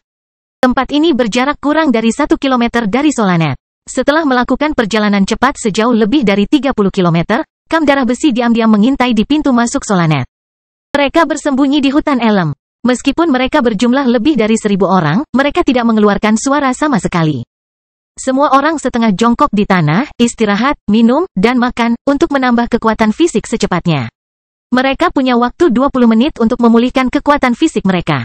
Akhirnya bisa menarik napas dalam-dalam, Zhang Tai mengeluarkan beberapa daging kering dari dalam mantelnya dan mulai melahapnya. Sementara itu, dengan mata terbuka lebar, ia menatap desa kecil di lereng bukit kecil, yaitu Solanet. Pada saat ini, beberapa gumpalan asap tebal mengepul dari desa itu, tampak seperti hembusan terakhir dari beberapa bangunan yang terbakar semalaman dan kini hampir mati. Setelah menduduki Solanet, para bajingan dinasti Matahari membakar beberapa rumah di desa tersebut jika terjadi penggerebekan pada malam hari. Sehingga rumah-rumah tersebut terus terbakar sepanjang malam seperti beberapa obor besar yang menyala-nyala. Saat itu, tidak ada lagi penduduk lokal di Solanet. Sebelum pasukan kedua belah pihak mulai saling berhadapan, warga sekitar Kalur sudah melarikan diri ke segala arah, baik ke Kalur, ke selatan, atau ke utara. Tak seorang pun ingin berada di antara kedua pasukan itu. Kalur konon sudah mengumpulkan ratusan ribu pengungsi. Desa kecil itu dipenuhi oleh tentara Brilliant Feathers yang mengenakan seragam militer biru. Banyak dari mereka yang sepertinya baru bangun tidur saat sedang mencuci muka di tepi sungai di kejauhan. Meski tidak punya pengalaman bertempur, Zhang Tai memperkirakan ada sekitar 2,500 sampai 3,000 prajurit Brilliant Feathers di Solanet. Karena hanya ada satu jalan utama menuju desa, rencana penyerangan juga menjadi sangat sederhana. Kam Darah Besi hanya perlu bergegas ke desa melalui jalan utama dan membunuh semua orang berseragam militer biru di jalan. Kunci dari manuver ini adalah kecepatan. Mereka sebaiknya tidak memberikan cukup waktu bagi pasukan dinasti matahari untuk berkumpul. Setelah makan 2 potong daging kering dan minum 2 teguk air, Zhang Tai beristirahat selama 5 menit. Dia merasa kekuatan fisiknya berangsur pulih. Mereka semua tidak makan banyak, karena jika mereka makan, itu akan mempengaruhi pertarungan yang akan datang. Perjalanan cepat dengan peralatan seberat setengah ton juga merupakan ujian menyeluruh bagi kekuatan fisik Zhang Tai. Jika masih ada 10 km lagi, Zhang Tai tahu bahwa dia benar-benar tidak akan mampu menempuhnya. Dengan perlengkapan setengah ton, itu tidak lucu sama sekali. Untungnya, Solanet sudah terlihat, dan Zhang Tai menghela napas dalam-dalam. Meskipun sertifikat pria ini adalah senjata nomor 1 yang bisa ia pamerkan, namun di medan pertempuran, Zhang Tai merasa hal itu seperti membuat kepompong di sekeliling dirinya. 2 minggu kemudian, ketika Kam Darah Besi akan kembali memasok kebutuhannya, dia mempertimbangkan untuk mengganti senjata tempur utamanya. Jika dia harus melarikan diri atau melakukan serangan jarak jauh, pedang berat ini akan memberikan beban yang berat padanya. Zhang Tai kemudian membuat keputusan di dalam. Ia merasa ini adalah hukum pertama yang ia pahami sejak ia turun dari kereta, jangan pernah menamparkan wajah hingga bengkak agar terlihat gemuk. Jika tidak, Anda akan mengalami kerugian yang besar. Dalam waktu kurang dari 2 menit setelah Zhang Tai menyadari hal tersebut di dalam hati, ia segera mempelajari hukum kedua, tidak ada seorang pun yang akan menunggu hingga Anda mempersiapkan diri dengan baik. Waktu istirahat yang dijanjikan sebelum penyerangan adalah 20 menit. Namun, kurang dari 10 menit setelah mereka mulai beristirahat, sebuah tim tentara bergegas keluar desa menuju area di mana Kam Darah Besi bersembunyi. Sekitar 50-600 orang bergerak ke arah mereka. Tentu saja, mereka melakukan ini bukan karena mereka telah menemukan Kam Darah Besi yang mengintai tetapi karena mereka siap meninggalkan Solanet. Ketika Zhang Tai berpikir bahwa Reinhardt akan membiarkan para prajurit ini pergi demi berjaga-jaga jika Kam mereka diketahui oleh pasukan dinasti matahari yang lebih besar. Reinhardt menyampaikan perintahnya, bersiaplah untuk bertempur, bunuh mereka semua. Karena perintah markas divisi adalah untuk membunuh semua bajingan dinasti matahari yang menduduki Solanet. Komandan Batalion Reinhardt tidak berencana membiarkan satu pun dari mereka tetap hidup. Setelah menerima perintah tersebut, saudara dari kedua kompi yang telah dilengkapi dengan busur panah ringan diam-diam bergerak ke kedua sisi jalan pegunungan dengan bautnya berlekuk dan mata mereka menyipit pada tim prajurit dan kuda. Karena ini adalah pertarungan pertama Zhang Tai, dia menjadi sedikit gugup dan dengan paksa menelan ludahnya 2 kali. Pada saat ini, sebuah tangan yang kuat jatuh ke bahu Zhang Tai. Dia berbalik dan melihat Freo setengah jongkok di belakangnya. Saat pertempuran pecah, semua saudara peleton ketiga akan mengikutimu dan kamu ikuti saja aku. Jangan takut, Zhang Tai mengangguk. Tim tentara dan kuda terus bergerak maju, dengan cepat memperpendek jarak 1 kilometer antara mereka dan Zhang Tai. Mereka benar-benar tim prajurit dari Brilliant Feathers. Di depan berkuda kavaleri sambil memegang spanduk berbentuk sayap. Tentara lapis baja datang dengan senjata di tangan, 4 orang per baris. Yang terakhir adalah kelompok pengendara lain seperti mereka yang berada di depan, namun mereka mengenakan baju besi yang relatif lebih cemerlang. Mereka tampak seperti perwira militer dari pasukan ini. Tentara dinasti matahari mengambil 300 sebagai 1 unit sedangkan tentara kekaisaran Norman mengambil 5 sebagai 1 unit. Kedua pasukan itu berbeda dalam banyak aspek. 500-600 tentara dan kuda mungkin merupakan batalion Brilliant Feathers. Tim prajurit tidak menyangka akan disergap tidak lama setelah meninggalkan Solanet.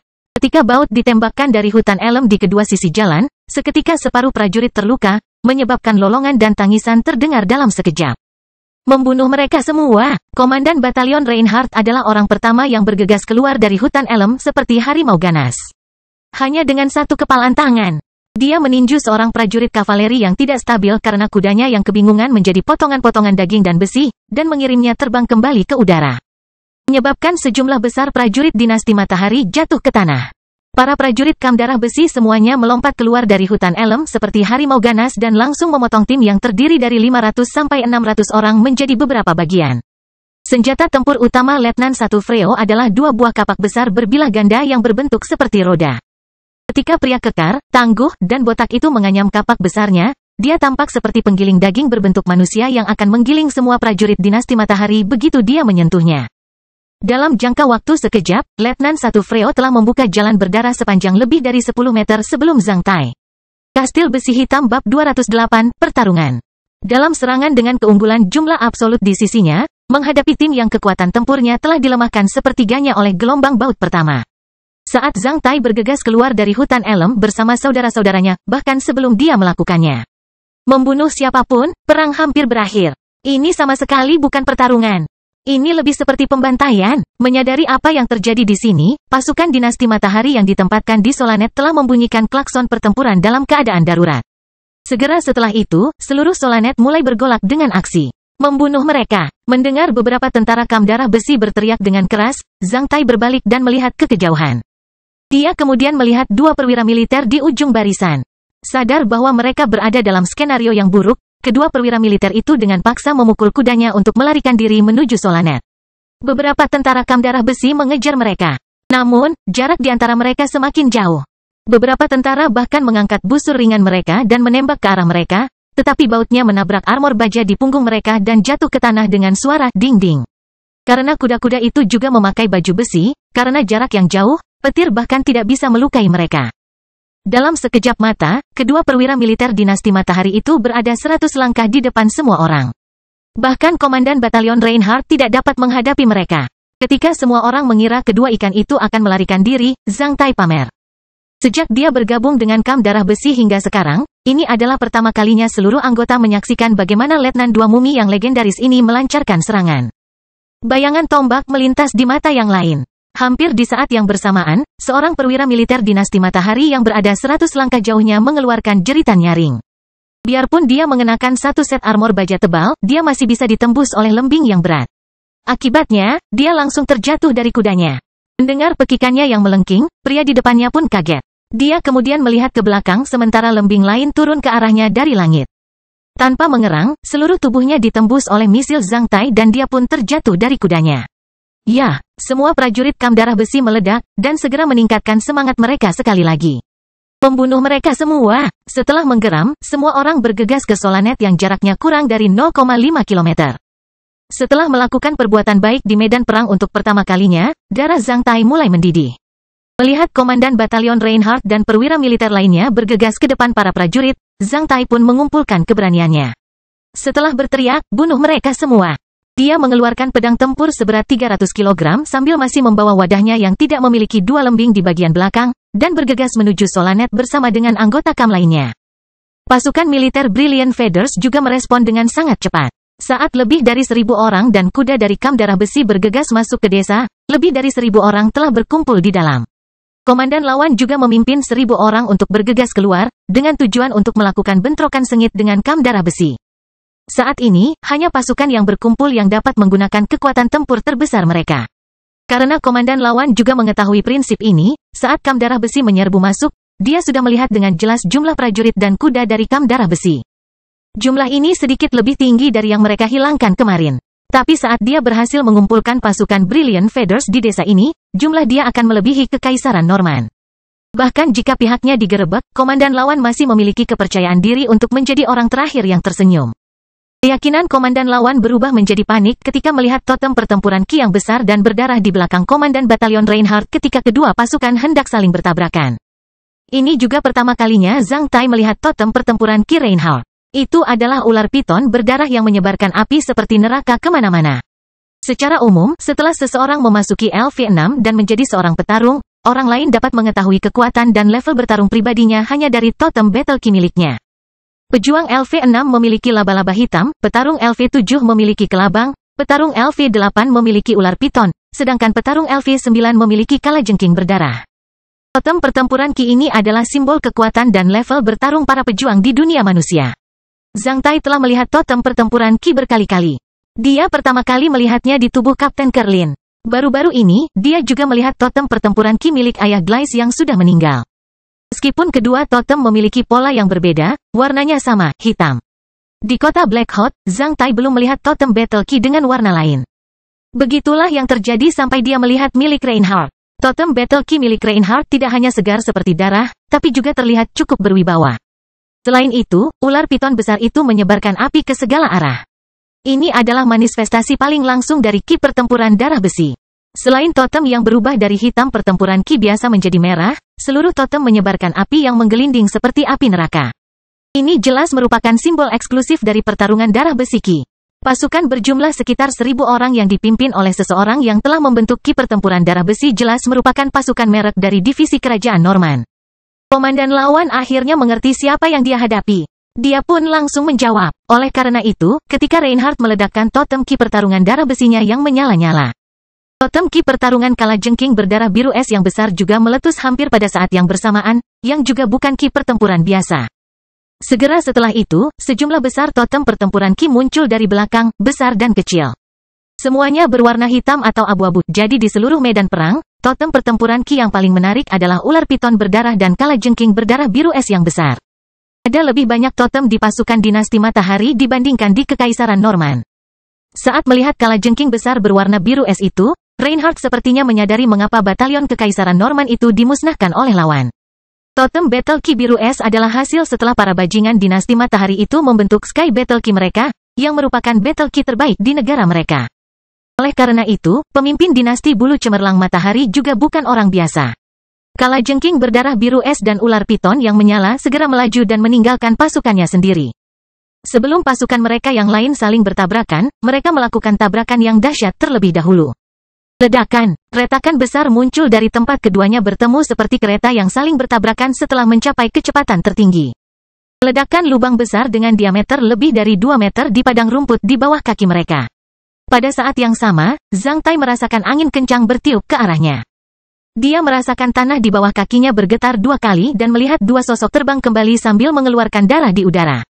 Saat keduanya mendarat, mereka menyerang lawan dan terjatuh untuk kedua kalinya. Membunuh mereka semua. Kedua pasukan itu sekarang sedang marah, matanya merah. Ketika jarak mereka lebih dari 50 meter, Zhang Tai melancarkan serangannya. Lembing dalam wadah di punggungnya muncul di tangannya satu persatu dan dibuang. Hampir pada saat yang sama, 7 perwira militer dinasti matahari yang telah meledakkan totem pertempuran ki dan bergegas ke depan diserang oleh Zhang Tai.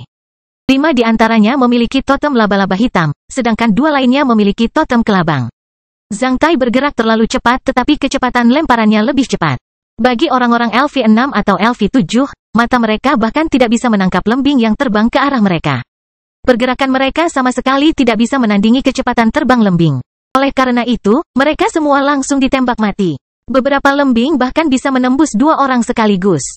Melihat hal ini, semangat Kam Darah Besi kembali bangkit.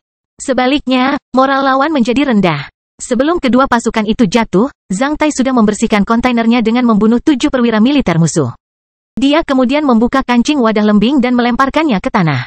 Itu lebih baik, dia bergumam dalam hati. Setelah meringankan beban lebih dari 100 kg, Zhang Tai segera menjadi lebih gesit. Kedua pasukan yang berjumlah lebih dari 2000 orang itu langsung saling bertabrakan di sebidang padang rumput di lereng bukit. Dalam sepersekian detik, banyak suara pedang yang saling bertabrakan dan memotong daging manusia terdengar. Bunuh dia! Seorang pria laba-laba hitam dari dinasti Sun yang telah mengarahkan pandangan penuh kebenciannya pada Zhang Tai bergegas ke arahnya. Tanpa ragu-ragu, dia segera mengangkat pedangnya yang lebar dan menebas kepala korbannya. Namun, sepertinya dia tidak menyadari sertifikat pria di belakang Zhang Tai. Persetan denganmu, mata Zhang Tai juga memerah. Dengan 2 tangan di pegangannya, dia segera mengambil pedang besarnya dari tanah dan menebas pria dengan totem laba-laba hitam itu. Berdasarkan fakta, sebelum sertifikat manusia ada di tangan Zhang Tai, hanya sedikit senjata yang pantas disebut besar, benda yang ada di tangannya hanyalah sebuah guillotine berukuran lebih dari 2 meter yang digunakan untuk memotong makanan ternak di gudang. Dengan kekuatan buah 7 kekuatan 9 serigala liar, Zhang Tai meledak dengan kekuatan yang luar biasa. Dalam sepersekian detik, pedang lebar di tangan pria itu patah menjadi 2 bagian seperti sumpit yang dipatahkan dengan kuat ketika dihantamkan ke guillotine. Bukannya dipotong secara perlahan seperti makanan ternak di gudang. Setelah itu, pedang besar Zhang Tai dengan mulus menembus bagian di atas pinggang pria itu. Pria itu kemudian langsung menjadi 2 bagian. Sejak dia membunuh pria ini, Zhang Tai menjadi tenang saat dia segera memasuki kondisi yang benar-benar tenang dan cerdas, seperti seorang penonton. Dia kemudian mengangkat pedang besarnya. Dengan sapuan horizontal sederhana, 6 tentara suram yang bergegas ke arahnya dalam formasi seperti kipas yang berjarak lebih dari 2 meter darinya langsung membeku. Pada saat yang sama, 6 kolom darah muncul dari pinggang mereka tepat di depan Zhang Tai ketika tubuh bagian atas mereka terlepas. Saat melihat pemandangan ini, tidak hanya para prajurit dinasti Matahari, bahkan para prajurit kam darah besi di belakang Zhang Tai pun menjadi ketakutan. Kekuatan sertifikat pria di tangan Letnan Dua Mumi ini terlalu mengerikan. Kastil Besi Hitam bab 209, aku tak tahu malu. Pada titik tertentu, baik prajurit dinasti Matahari maupun prajurit kam darah besi tidak berani berada dekat dengan jarak 2 meter, mengelilingi Zhang Tai. Pertarungan terus berlangsung. Setelah penyerbuan dibatalkan, para prajurit dinasti Matahari yang bergegas keluar dari Solanet secara berkelompok terus bergabung dalam pertempuran.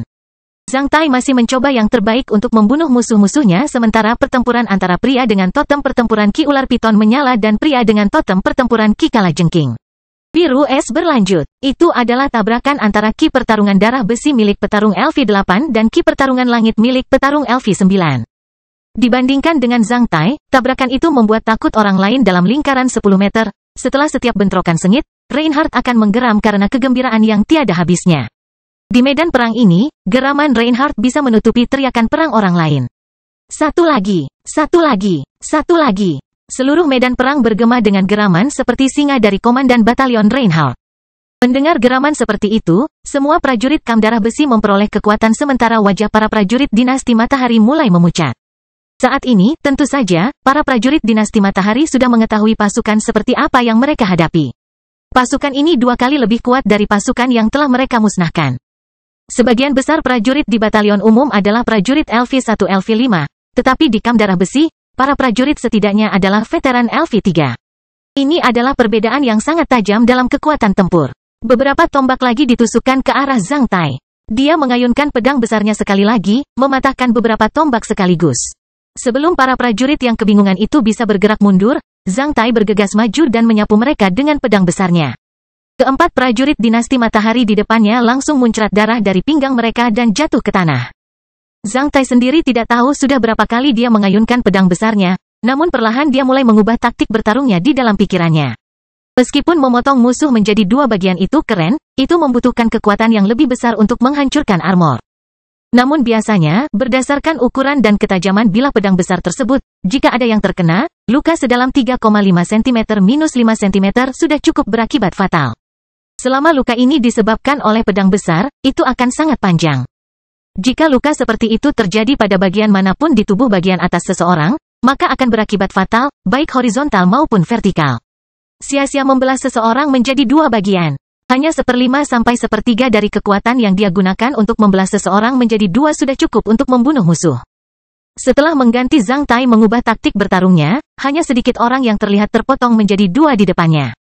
Namun, efisiensi bertarungnya meningkat dengan lebih sedikit kekuatan yang digunakan. Karena Zhang Tai belum mempelajari keterampilan pedang apapun, dia secara naluriah menggunakan pedang besar itu sebagai perpanjangan telapak tangannya. Dia terus mengayunkannya seperti menggunakan gerakan telapak pedang pada gerakan tangan bebas dari skill Iron Blood Fist.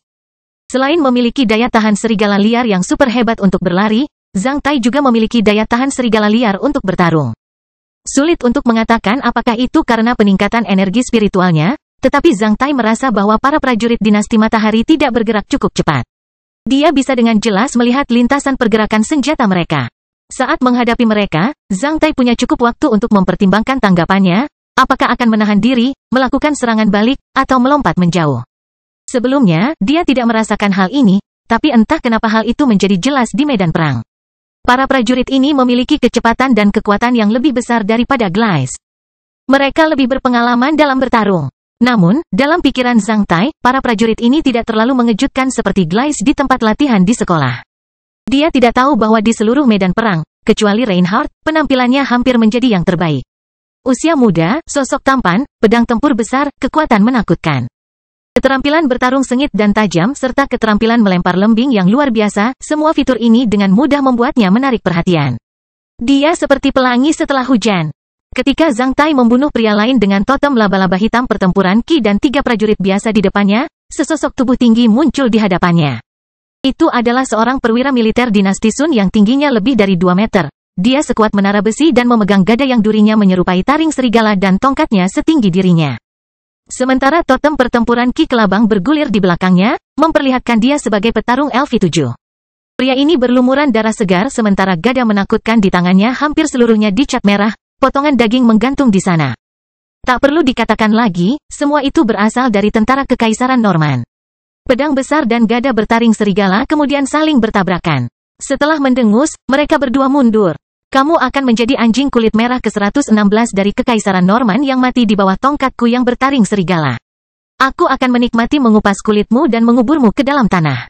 Setelah itu, aku akan menghancurkan kepalamu menjadi berkeping-keping seperti bagaimana saya memukul tomat ke tanah ketika saya masih muda. Mengatakan itu, pria tangguh yang menakutkan itu menjilat darah gada bertaring serigala yang mengerikan itu. Apakah kamu ingin mencocokkan kekuatan denganku? Dasar orang gemuk, aku adalah raja kekuatan.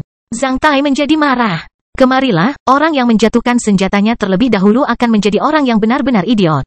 Zhang Tai bergegas maju. Mengangkat pedang besarnya, dia menebas ke arah kepala raksasa itu. Saat melihat ini, raksasa itu memperlihatkan senyuman muram. Sambil menggeram, dia juga mengayunkan tongkatnya yang bertaring serigala untuk bertabrakan dengan pedang besar Zhang Tai. Sekali, 2 kali, 3 kali, 10 kali. Suara yang dihasilkan dari benturan dua senjata berat mengguncang seluruh medan perang. Ini adalah pertama kalinya Zhang Tai melihat pria yang terlahir dengan kekuatan besar yang bisa menandingi miliknya. Pertempuran Ki yang dipraktikkan pria ini sepertinya juga mampu meningkatkan kekuatannya secara signifikan. Orang ini sangat licik. Setelah bertabrakan dengan lawannya berkali-kali, Zhang Tai berpura-pura memuntahkan darah sambil mengertakkan gigi untuk terus melawan raksasa itu. Selain kekuatan, raksasa menakutkan ini memiliki keterampilan bertarung yang tidak lebih buruk dari Zhang Tai. Melihat Zhang Tai menjadi sedikit lemah, namun masih berusaha melawannya, raksasa itu tampak semakin muram. Akhirnya, ketika raksasa seperti menara besi itu menebas dengan tongkat bertaring serigala ke arah pedang besar itu, dia menemukan bahwa pedang besar itu telah lepas dari tangan Zhang Tai. Akibatnya, senjata besar itu terlempar jauh oleh angin yang dihasilkan oleh ayunan gada bertaring serigala raksasa itu. Tapi sebelum raksasa itu menjadi bersemangat, Zhang Tai meninju pinggangnya dengan gerakan tinju darah besi. Saat raksasa itu mengirim pedang besar itu terbang ke belakang, kekuatan tersembunyi darah besi segera meledak di tubuhnya. Hampir dalam 1 detik, Zhang Tai meninju lebih dari 10 tinju ke raksasa ini menggunakan kekuatan darah besinya yang tersembunyi. Wajahnya menjadi pucat, raksasa itu merasakan tangannya kehilangan kekuatan. Saat gada bertaring serigala itu jatuh ke tanah, dia menyemburkan seteguk darah segar, seperti pipa air bertekanan tinggi. Raksasa itu segera berlutut di tanah. Dia memelototi Zhang Tai, tetapi saat kekuatan tersembunyi darah besi meledak di tubuhnya, matanya menjadi merah seperti mata kelinci. Darah segar mengalir dari sudut mulutnya, raksasa itu sepertinya ingin mengatakan sesuatu. Aku tahu apa yang ingin kamu katakan, yah, aku tidak tahu malu, akulah yang idiot. Sambil masih berbicara, Zhang Tai dengan cepat mengeluarkan belati dari pinggangnya dan menusukkannya ke leher raksasa itu tanpa ragu-ragu, lalu memutarnya dengan paksa. Raksasa itu dengan enggan terjatuh dengan mata terbuka lebar. Zhang Tai kemudian dengan ganas meludahkan seteguk air liur berdarah ke tubuhnya. Bodoh, aku belum pernah memainkan trik ini dengan teman-temanku, seperti melempar bola untuk menarik perhatian anak anjing, sejak aku berumur 7 tahun. Ini adalah pertama kalinya Zhang Tai bertemu dengan pria yang lahir dengan kekuatan besar yang bahkan lebih besar dari yang diberikan oleh 9 buah 7 kekuatan serigala liar. Namun kali ini, Zhang Tai menyimpulkan bahwa mereka yang lebih pintar darinya tidak akan bisa menandingi kekuatannya. Sedangkan mereka yang memiliki kekuatan lebih besar darinya tidak akan bisa menandingi kecerdasannya. Setelah melatih raksasa ini agar terbiasa bertarung melawan pedang besarnya, Zhang Tai hanya memainkan sedikit trik untuk menyelesaikan lawan yang licik ini. Karena energi spiritualnya yang besar, Zhang Tai tiba-tiba merasakan ancaman. Dia kemudian sedikit bersandar ke samping untuk menghindari tombak yang ditusukkan ke punggungnya. Dia meraihnya dengan sangat cepat, hingga mengeluarkan suara "Sou", sehingga orang yang ingin menyergapnya bahkan tidak bisa menjaga keseimbangannya saat dia terjatuh ke depan, menuju Zhang Tai. Zhang Tai kemudian menendangnya, serangannya dipenuhi dengan kekuatan tersembunyi darah besi, membuat orang itu terbang sejauh 10 meter. Setelah itu, dia memegang tombak dan menyapu, menebas lawan lainnya. Dia kemudian melemparkan tombaknya, menembus pria yang berniat menyerang pria jangkung canggung Beckham dari belakang. Setelah melakukan semua itu, Zhang Tai mengambil gada besar bertaring serigala, yang beratnya hampir sama dengan pedang besar miliknya. Dia kemudian melirik tentara dinasti matahari di sekitarnya. Saat melihat Zhang Tai bergegas ke arah mereka dengan gada raksasa bertaring serigala, semua wajah mereka menjadi pucat dan mereka segera berbalik dan melarikan diri. Kali ini, Komandan Batalion Reinhardt juga ikut mengambil alih. Mendengar geraman Reinhardt, pergilah ke neraka. Zhang Tai berbalik dan melihat tinju darah besi Komandan Batalion Reinhardt menembus pertahanan pria dengan totem pertempuran Ki Kalajengking berdarah biru es dan mendarat tepat di kepalanya. Dalam sepersekian detik, otak dan isi perut yang berwarna-warni meledak keluar dari kepala dan tubuhnya. Melihat kejadian ini, semua orang di kamp darah besi menjadi sangat bersemangat. Namun, saat melihat ini, semakin banyak prajurit dinasti Matahari yang mulai berbalik dan lari. Banyak dari mereka bahkan tidak peduli kemana tujuan mereka. Mereka hanya ingin menjauh sejauh mungkin dari para dewa pembunuh dari perkemahan darah besi. Membunuh mereka semua, seru saudara-saudara kamp darah besi dan mengejar mereka. 10 menit kemudian, perlawanan dari pasukan bulu cemerlang dinasti Matahari di Solanet tidak ada lagi. Semua prajurit dinasti Matahari mulai berlari. Seperti mengejar kelinci, kamp darah besi menebarkan jaring dari selatan ke utara dan mulai mengejar para prajurit yang hanya berpikir untuk melarikan diri melalui jalan utama Solanet. Seluruh desa bergema dengan jeritan nyaring para prajurit dinasti Matahari dan suara bilah pedang menebas leher orang-orang. Di bawah kepemimpinan Komandan Batalion Reinhardt, beberapa orang dan kuda dari kamp darah besi bergerak dengan kecepatan lebih cepat daripada kemampuan tentara yang melarikan diri. Setelah itu, dia memimpin pasukannya kembali ke jaring yang semakin tertutup. Perkemahan darah besi telah mengepung seluruh Solanet. Bunuh mereka semua, balas dendam untuk saudara-saudara kita. Perintah Reinhardt yang tanpa emosi menyebar ke seluruh desa. Dalam sepersekian detik, seluruh Solanet ditutupi dengan kepala manusia yang berguling-guling di tanah. Kastil Besi Hitam Bab 210, Muling. Berkeliaran di jalanan Solanet, Zhang Tai bisa melihat mayat-mayat tergeletak di mana-mana. Lambat laun, ketidaknyamanannya menjadi mati rasa. Ada mayat dan noda darah yang ada sejak kemarin, ada pula yang masih ada hari ini. Mereka milik tentara Kekaisaran Norman dan dinasti Matahari keduanya. Para prajurit kamp darah besi yang kini menduduki Solanet sedang mengambil mayat. Semua prajurit dinasti Sun akan ditarik keluar, kepala mereka akan dipenggal dan ditumpuk di ladang pengering. Sebaliknya, ketika jenazah kerajaan Norman ditemukan, mereka akan dikumpulkan dan dikuburkan bersama. Ini adalah pekerjaan yang penuh dengan rasa sakit dan kebencian. Semua orang melakukannya dalam diam. Dengan santainya, saat melihat beberapa prajurit dinasti Matahari yang mengerang, para prajurit kamp darah besi kembali menebas leher mereka untuk mengakhiri rasa sakit mereka. Donder mengatakan bahwa tidak ada perang yang adil antar negara. Saat melihat para prajurit dinasti Sun yang kepalanya dipenggal, Zhang Tai menyadari bahwa beberapa dari mereka hanya beberapa tahun lebih tua darinya. Hal ini membuatnya sedikit tidak nyaman. Orang-orang ini, Zhang Tai sama sekali tidak membenci mereka. Namun, lahir di zaman ini, ketika kamu berakhir dalam situasi seperti ini, kamu harus berjuang demi tuanmu sendiri. Di medan perang, Anda hanya bisa berharap untuk bertahan hidup dan tidak melihat orang yang Anda kenal mati. Mungkin orang yang benar-benar pantas mati adalah bajingan yang telah memberi perintah untuk memenggal kepala semua prajurit kerajaan Norman. Kedatangan kamp darah besi dan apa yang dilakukan para prajuritnya hanyalah balas dendam. Mengenai topik ini, Kekaisaran Norman hanya memiliki satu prinsip untuk membalas dendam berkali-kali lipat.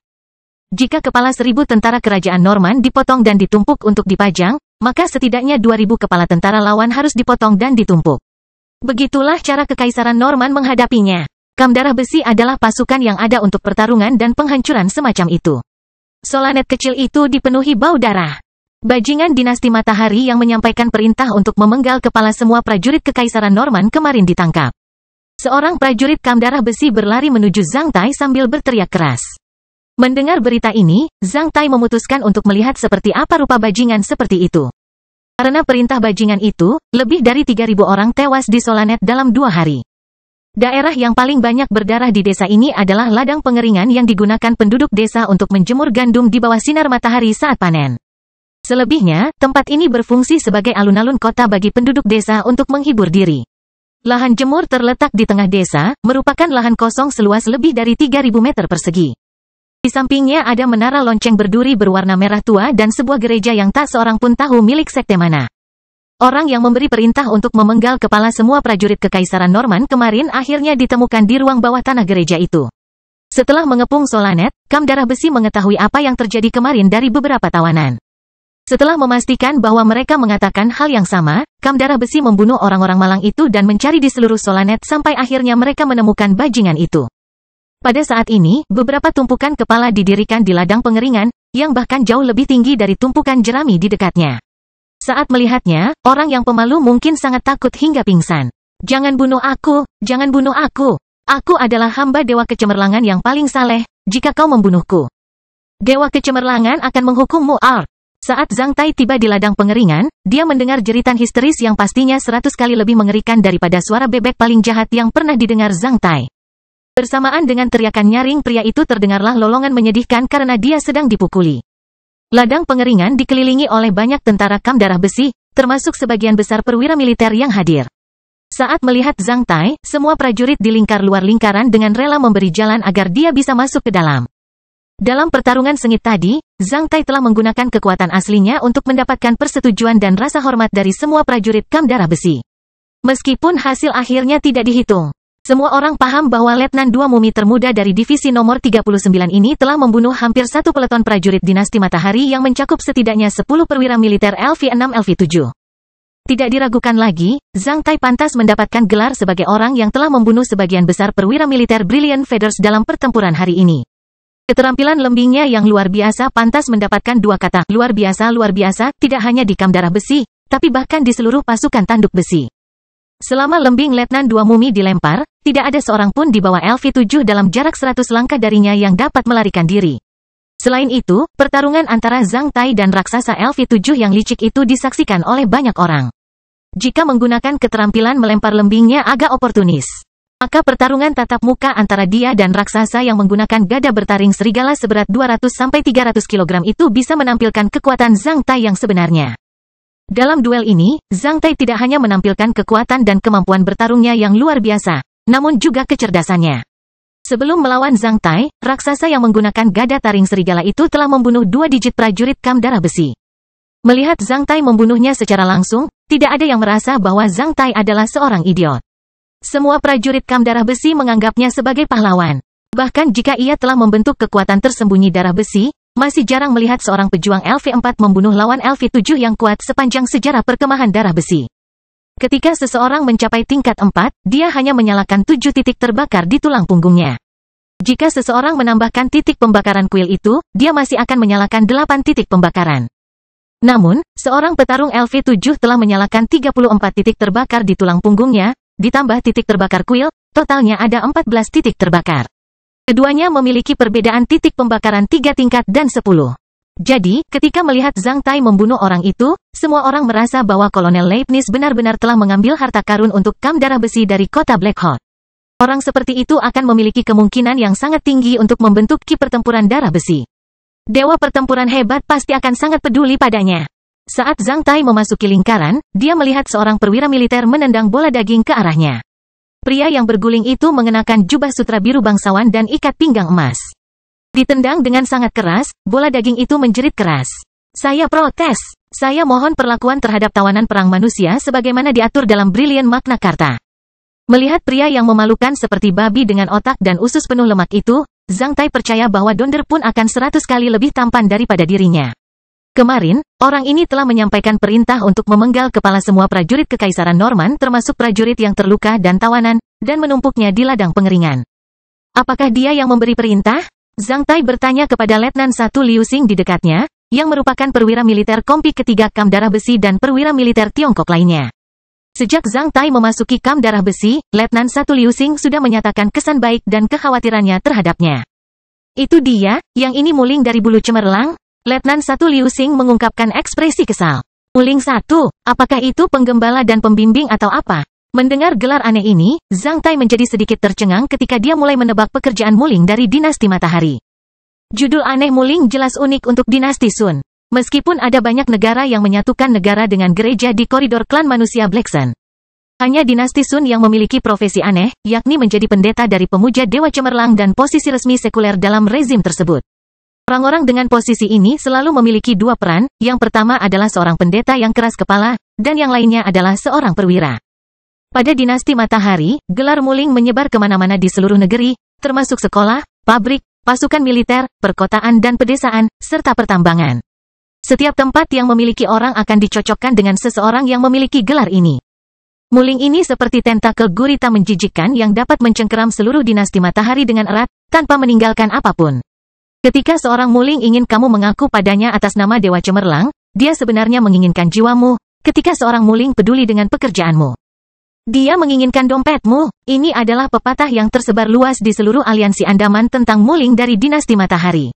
Di seluruh koridor klan manusia Black Sun, Hal yang paling menjijikkan tentang pemujaan Dewa Cemerlang adalah bahwa dimanapun para muling Dewa Cemerlang berada, mereka hanya akan melakukan dua hal, mengubah barang milik orang lain menjadi milik Dewa Cemerlang, dan mengubah barang milik tersebut dari Tuhan yang cemerlang menjadi milik mereka.